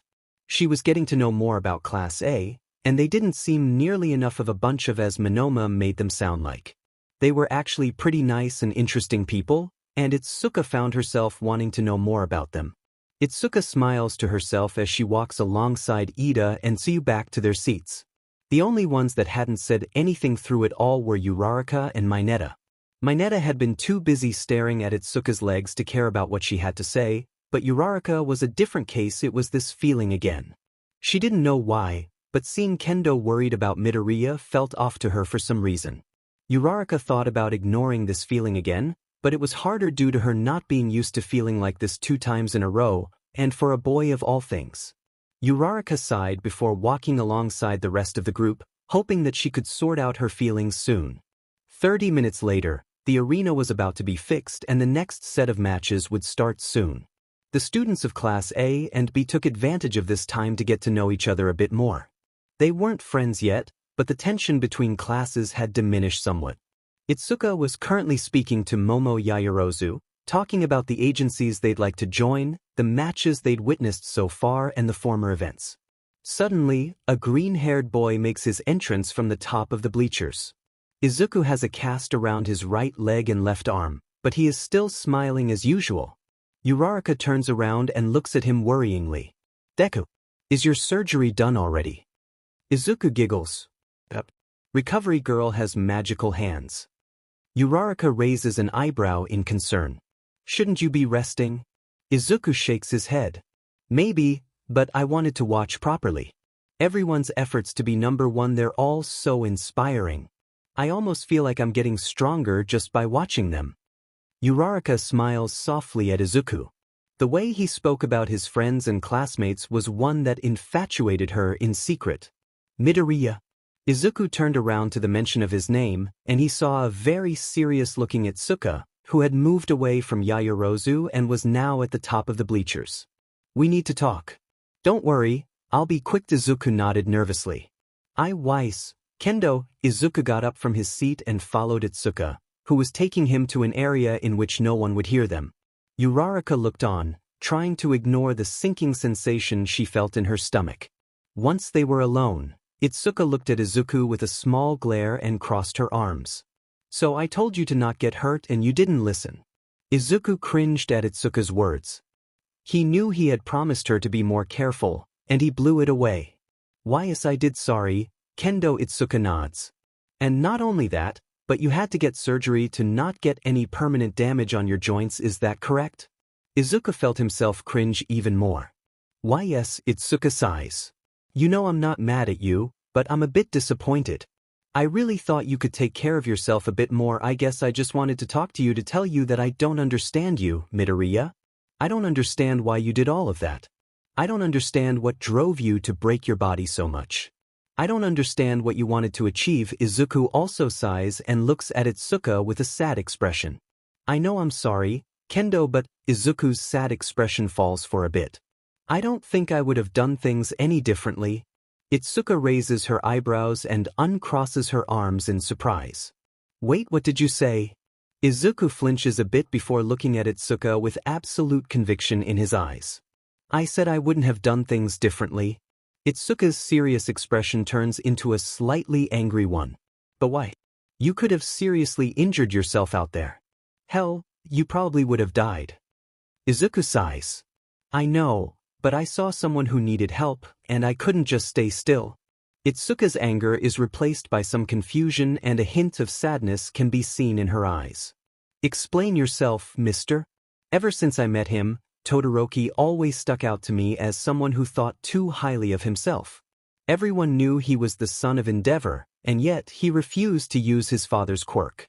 I thought he hated everyone, but I saw that, underneath the anger in his eyes, there was some sadness and grief deep in his soul. I don't know what happened to him to make him the way he is today, but it must have been bad. Itsuka raises an eyebrow again. So you did all of this to yourself for him, then? Izuku grabs his left arm softly and looks down in thought. I know I could have died, I know I could have ignored it, I know my motivation might seem silly to everyone, but I've always wanted to be a hero who can save everyone, and a hero's duty is essentially to meddle where you're not called. I saw someone who needed saving, and I couldn't bring myself to let him suffer anymore. Itsuka's gaze softens at his words, and she tries to contain herself from becoming too emotional as he continues to speak. Plus, I meant every word I said to Todoroki. Everyone is giving it their all here, and he had no right to become number one if he wasn't gonna use his full strength. Todoroki's heart was sealed in some darkness brought by his past, and it was preventing him from using his left side. I'm glad I could convince him to use his fire, but that was his choice in the end. All I did was convince him that his quirk was his and no one else's. I wouldn't have done things any differently, because I saved Todoroki from himself. Itsuka felt moved by his words. She still didn't know much about him, but he was just a really sweet and kind person in general. Itsuka couldn't help but feel a pang of happiness at Izuku's motivations to become a hero. He was noble, brave, determined, and resilient, all qualities she admired. Izuku almost jolted in surprise when he felt Itsuka wrap her arms around him softly. Kendo. Itsuka chuckles before letting go of Izuku. You sure are a frustrating person, Izuku Midoriya. Izuku giggles awkwardly and rubs the back of his head sheepishly. I am. Itsuka smiles. Yeah, I told you not to hurt yourself, and you showed everyone what you're made of. Instead, can't say I'm surprised, though. Based on everything I've learned about you, I can tell you've always been one tough cookie. I'm guessing you've got a heart too brave and loyal for your own good sometimes. But dang, you took it too far this time. Itsuka places her hand on Izuku's cast while smiling softly. Izuku laughs softly and he feels his cheeks heating up. Haha, I guess that's just how I am. Maybe. Kinda. Sorta. Itsuka's smile widens. Just take it easy, okay? I'm here now. Besides, I bet no one's gonna bother you again, not after that match. Though maybe next time, maybe check with your pal Itsuka first before going all Rambo on him. Itsuka chuckles. Izuku chuckles too in response. Thanks, Kendo, but you don't have to do this. I'm fine now. Itsuka smiles before taking out a pen. Nope. Too bad for you, tough guy. From here on out you'll have to answer to me whenever you get hurt, you hear me? Plus, I got a way to make sure you behave. Izuku watches as Itsuka writes something on his cast. Kendo, what are you doing? Itsuka chuckles as she stops writing. I'm giving you my number, of course. Izuku looks at the cast on his arm and realizes that it's indeed her phone number. It's a bit small and located in an awkward part of his cast, probably due to Itsuka wanting no one to know about it. Are you sure about this, Kendo? Itsuka nods. Yep. And one more thing, our classes seem to be getting along, so we'll probably meet again. I want to get to know you a bit better, and since we'll see each other again, you might as well call me Itsuka. Izuku blushes furiously. Are you serious? Itsuka nods while chuckling. Well, I gotta get back to my seat to make sure Monoma isn't causing fights again. See you around, tough guy. Itsuka ruffles Izuku's hair before walking away. Izuku is left dumbfounded for a moment. He has a lot of questions in his mind, but a voice in his head takes the lead. Oh my gosh. A girl gave me her number. Trust. It had been a few days since the sports festival had finished, and everyone's lives had become a lot more interesting since then. People across the streets now recognized many students from both Class A and Class B alike, which surprised even Kendo herself. Most people were ecstatic to meet the participants of the last two events, although not everyone was happy. There was still a part of the public who stared at the students with pensive expressions, almost as if they were judging them silently. Itsuka noticed this, and she attributed it to the conversation between Izuku and the supposed all-might she'd overheard before the battle tournament. However, Itsuka didn't pay much attention to the people who stared at her since she was still processing everything that had happened after the sports festival. Many pros took notice of the students who had given it their all during the events, but most of the offerings had gone to the 8 students who managed to enter the battle tournament, and even more so to Katsuki Bakugo and Shoto Todoroki of all students. Itsuka did get a decent number of nominations, but she still felt somewhat disappointed with herself for not being able to advance in the sports festival as much as she would have wanted. Nevertheless, Itsuka decided to accept one such offer coming from the snake hero Iwabumi, and much to her surprise, Momo Yaoyorozu had done the same. Itsuka really hoped to experience what it was like to be a pro at work during her internship with Iwabumi, but all that came out of that was a long time in the waiting room waiting for Iwabumi to be done with her photoshoots, not to mention the embarrassing demo advertisement she filmed along with Yaoyorozu. Itsuka didn't mind being in a commercial for hair products, but it wasn't really her thing. Either way, her internship with Iwabumi had passed as quickly as it had come, and soon enough it was time for her to go home. Itsuka found herself thinking about her friends and classmates on the way back, and in particular, she thought about Izuku Midoriya. She felt sorry for him. The poor guy had no nominations whatsoever, and she couldn't really blame the pros for not taking him. After all, that match he had with Todoroki was the most stress-inducing thing she had ever witnessed. The way he had broken his fingers repeatedly while shouting at Todoroki was a sight she'll never forget, even if his intentions were genuine.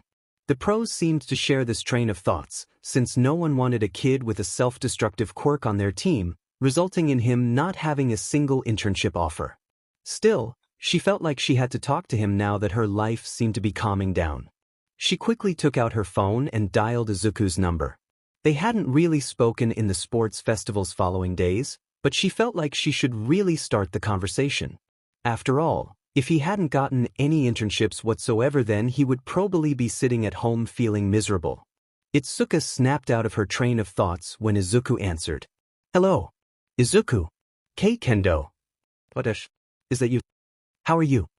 Itsuka could picture Izuku blushing through the phone. The way he turns into a nervous, stuttering mess was adorable. It was truly a big contrast to the way he could act when he was serious. "I told you to call me Itsuka, Izuku. And I'm fine, but what about you?" Itsuka could hear him chuckling nervously through the phone. "I'm good. Just resting from my internship." Itsuka raises an eyebrow in surprise. "You got an internship offer. But I heard from Yaoyorozu that you didn't get any." Izuku chuckles nervously again. "Hell, well, I got one at Hosu after everyone got theirs. It's honestly kind of a long story, and I don't want to keep you on the phone for long, Ken." Itsuka giggles. "I don't mind, Izuku. It's 1 o'clock, I'm on the train and I have nothing to do. They turned the TVs in front of our seats on and there's nothing interesting to watch anyway, just some boring romance movie." Izuku laughs for a moment. "Well, have you checked if there's anything else?" Itsuka starts checking the other channels. "I don't know. I'm so bored I might just resort to watching the news. My internship was pretty boring, but I didn't have time to do stuff for myself either way." Izuku laughs again. "Well, I'm sure you still got a chance to learn from an important pro hero, right?" Itsuka rolls her eyes with a smirk at the reminder of her internship with Iwabumi and the cringy commercial they had to film. As if, "You wouldn't believe me if I told you that." Itsuka's eyes widen in surprise when she reaches the news.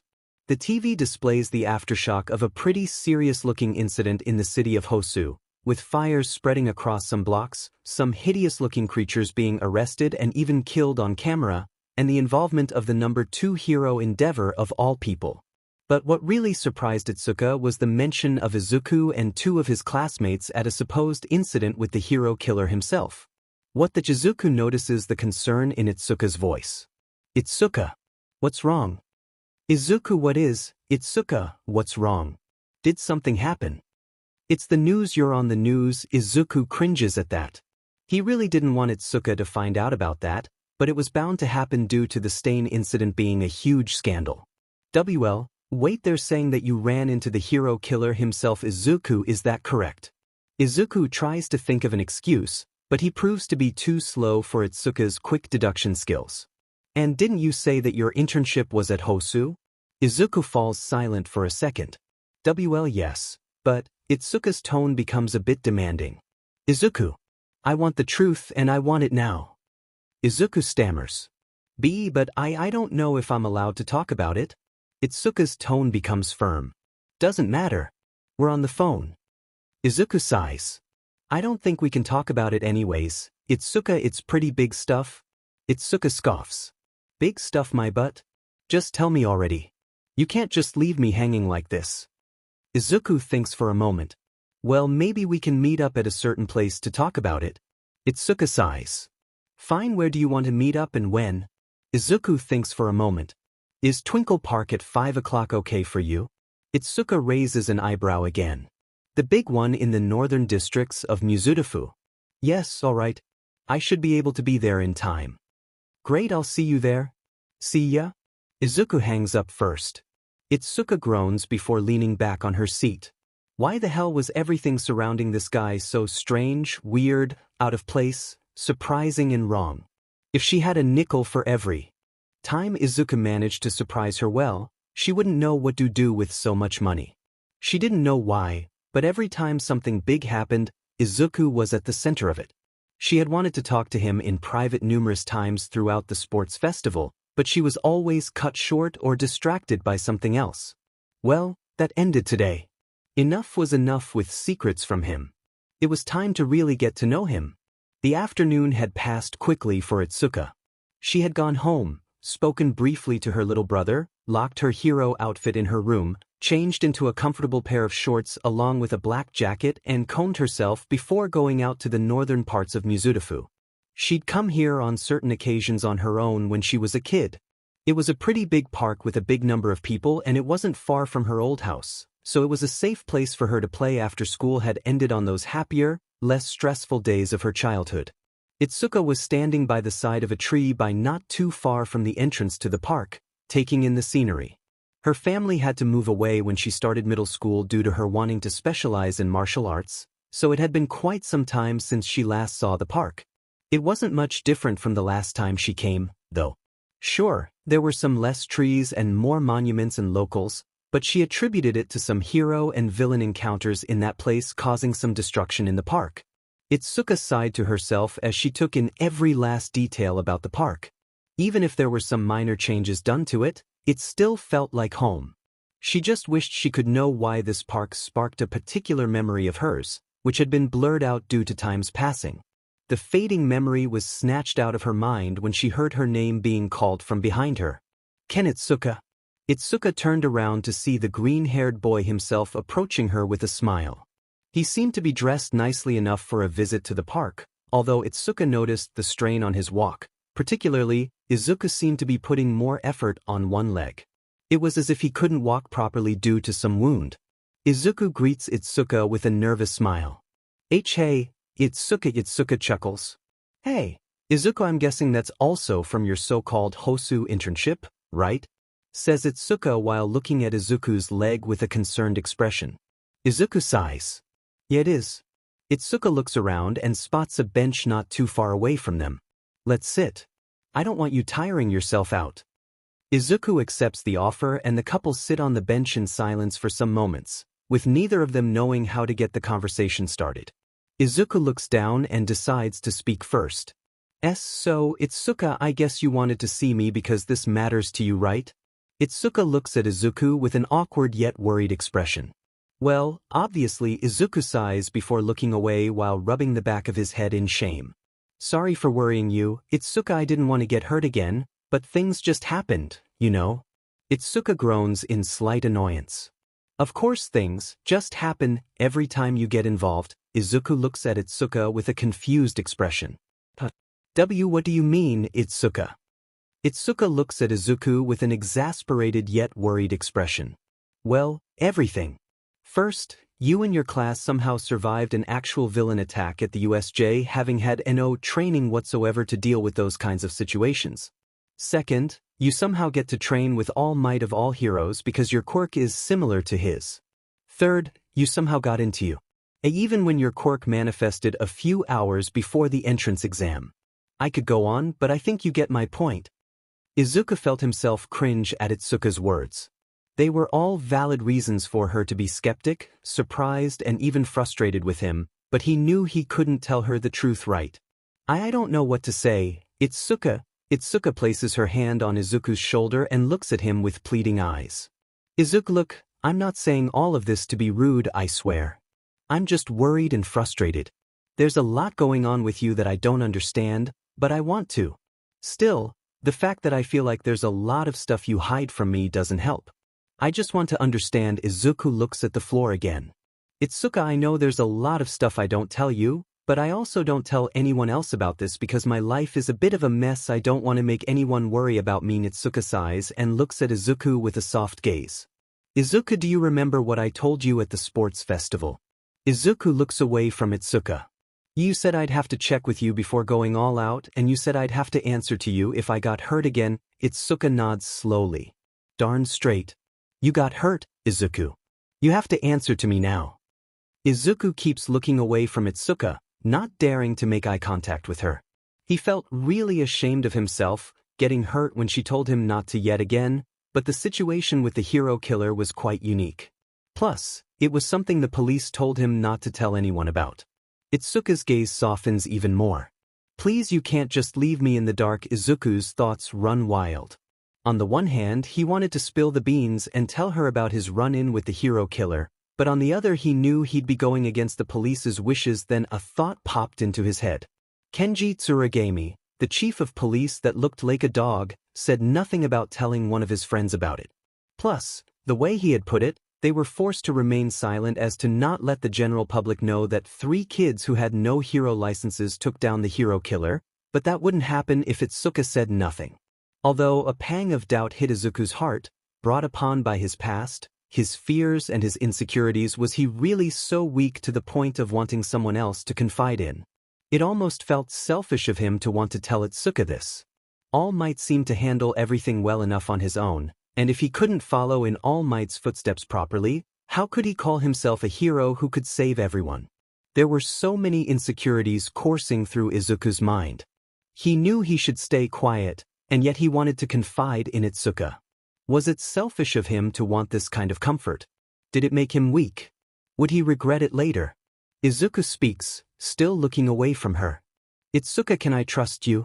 Itsuka raises her eyebrows, surprised at the sudden question. However, she quickly composes herself. Izuku, look at me. Izuku does as told slowly, and when he gets a good look at her, all he sees is genuine honesty and sympathy in her face. Itsuka smiles softly at Izuku while rubbing his shoulder lightly. I wouldn't be here if you couldn't trust me, silly. The whole reason I'm here is because I care, you dork. Itsuka giggles softly, a gesture that is mirrored by Izuku, who feels his defenses crumble slowly but surely. Well, can you keep a secret? Itsuka's smile widens. Of course. Izuku looks at her with a concerned expression. No, I mean a really serious secret. Can you keep a pretty important secret, Itsuka? Itsuka is a bit taken back by his serious demeanor, but she knows he might just be doing it to assure himself that he could trust her. Itsuka decides to keep smiling warmly at him to get him to trust her once and for all. I swear on my heart that I can keep a secret for you, Izuku. Izuku sighs before looking down. This was it. There was no backing down now. Alright, well, it's a bit strong to define where it all began, but I'm pretty sure the whole Hosu incident thing began on the sports festival. Itsuka withdraws her hand from Izuku's shoulder and stares at him with a curious expression in silence, eager to know the whole story. You see, Ida got a phone call after his match with Tokoyami, and he went away to answer it. When he came back, he seemed off. He didn't give us a very detailed explanation, but all he said was that there was an emergency that required his immediate attention. Ida left the sports festival shortly afterwards. I thought the whole thing would end there, but I was wrong, oh so wrong. Itsuka saw Izuku's expression fall, but she remained silent. After the sports festival ended, we all saw that Ida got a lot of nominations from many heroes to do internships with, but we were all surprised when he chose to intern in the Hosu City Hero office when he got better nominations. We said our goodbyes to each other on the train station, but 𝗧𝗓 seemed off. As his friend, I still feel disappointed in myself for not noticing that he wasn't well. Itsuka noticed that Izuku's expression darkened, but she chose to stay silent since he was already opening up to her. Turns out the hero killer's last victim was 𝗧𝗓's older brother, and he was left without the capacity to use his legs for the rest of his life. The last sighting of the hero killer was in Hosu, so 𝗧𝗓 went there to kill the hero killer in order to get revenge in the name of his older brother. Itsuka tried to not seem shocked, but her face betrayed her feelings. She didn't expect 𝗧𝗓 of all people to do something like that. Judging by their interaction on the sports festival, he seemed like a very formal and down-to-earth person, so the fact that he had gone by himself to Hosu with the sole purpose of killing the hero killer was astounding to say the least. Although, there was a small part of her mind that felt pity for 𝗧𝗓. To have a member of your own family stuck on a wheelchair permanently because of some psychopath's twisted ideals, she didn't know what she would have done if she was in 𝗧𝗓's shoes, but she could definitely tell that she would have been just as enraged as 𝗧𝗓, if not more. At the time I was passing by bullet train through Hosu with the hero I interned with, but the train was attacked by a creature similar to the one that attacked the USJ. I left the train to help take down the creature that attacked us and hopefully save as many people as possible, but all I saw outside was Hosu ablaze. I wondered why 𝗧𝗓 wasn't helping, but then I figured out the real reason he came to Hosu in the first place. I went on the search for 𝗧𝗓, and I found him on an alley about to be killed by the hero killer himself. Itsuka is even more surprised by this new information. Creatures similar to the ones at the USJ attack. Whoever created them must be the real deal themselves, not to mention how lucky it was for Izuku's train to be attacked right as he was passing through Hosu. Also, who did he intern with? I attacked the hero killer, and later Todoroki joined us, since he was patrolling the neighborhood with 𝗓𝗏 in his agency. It had been close several times, but 𝗧𝗓, Todoroki and I managed to defeat the hero killer. And this was the straw that broke the camel's back. Izuku Midoriya was definitely one hell of an individual. The guy seemed to barely have any control of his quirk the last time she saw him, and now he had somehow managed to defeat the hero killer. How? Thought Itsuka to herself with wide eyes. She really wanted to interrupt Izuku to ask him how he did it, but she decided it would be best to let him finish his story. Eventually, 𝗓𝗏 arrived and we were all taken to the hospital. The chief of police told us to keep all of this a secret and have 𝗓𝗏 take the credit for capturing the hero killer. We accepted and the chief bowed before leaving.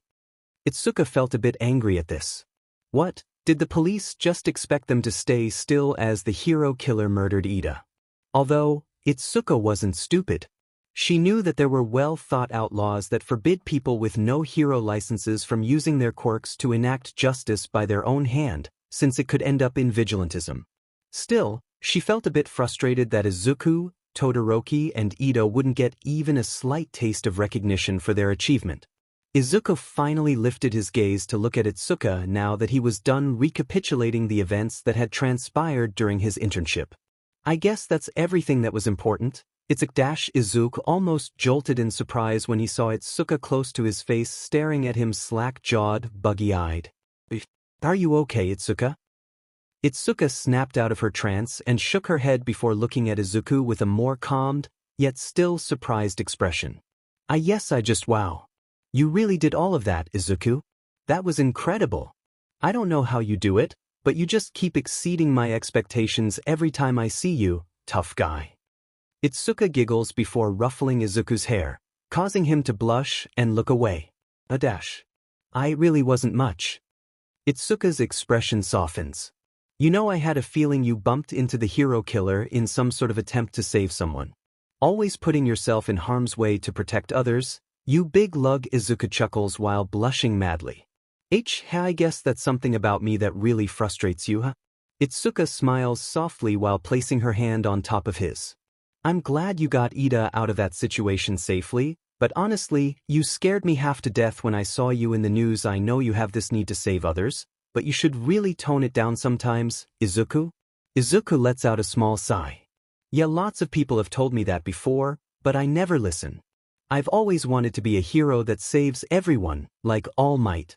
I don't care if people just don't believe in me. I'll get there if I just try my best, I just know it. Itsuka's expression turns into a concerned yet elated pout.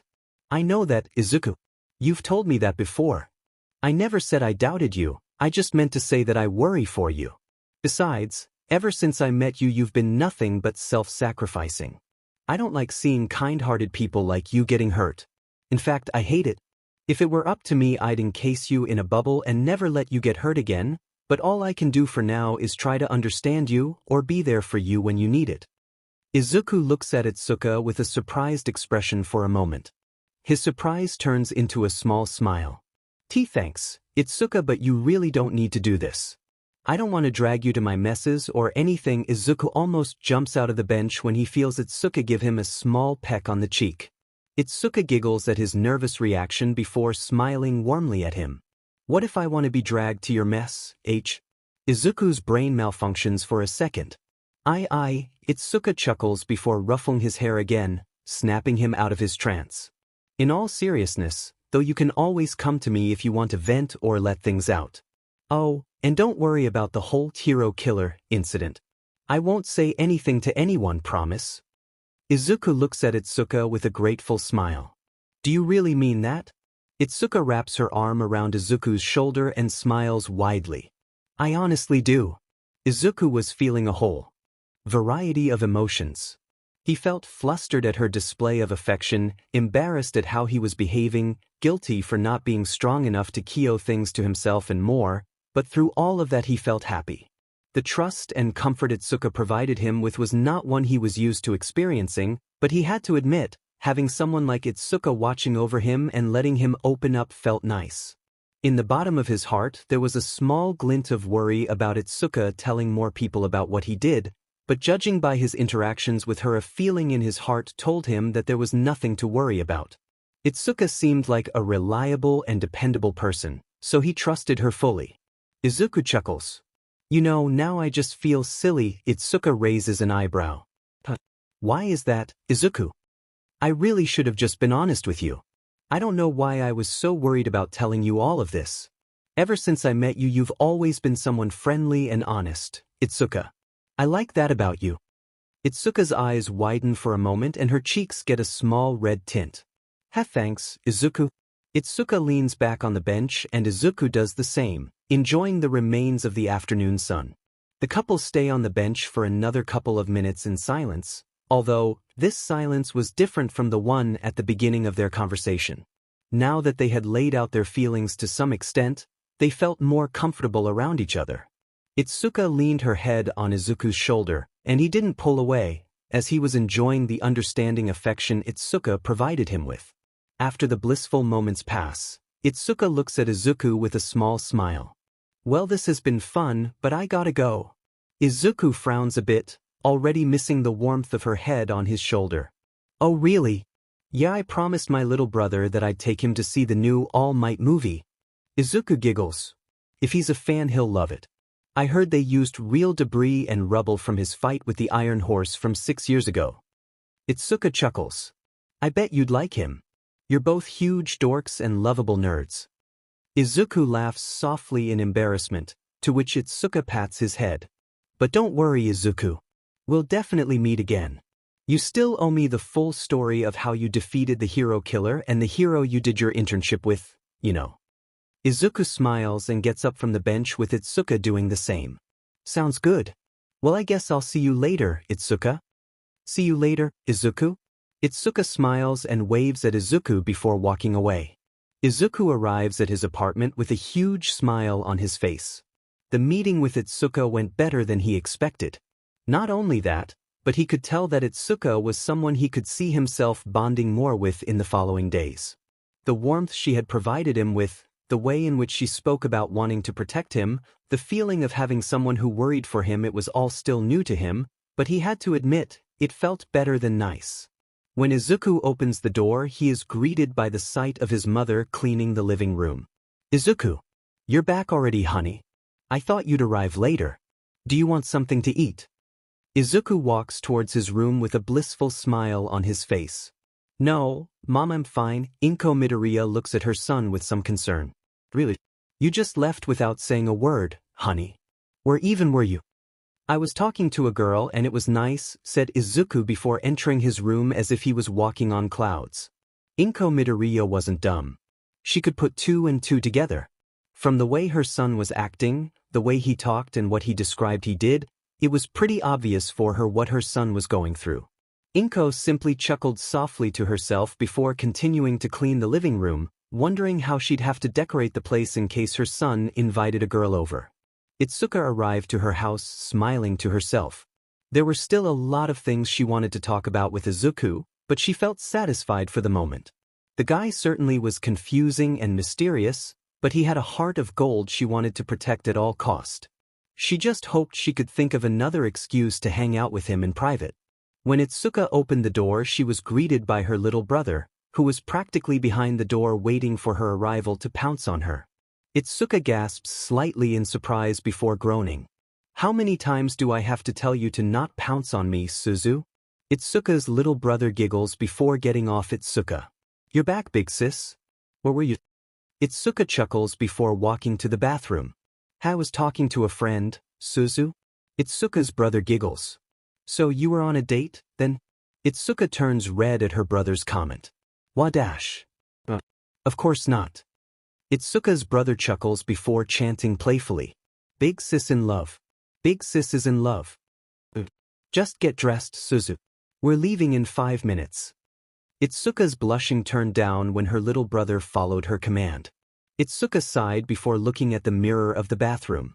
The way she had spoken to her brother was a bit harsher than she would have liked, but that comment had stuck with her.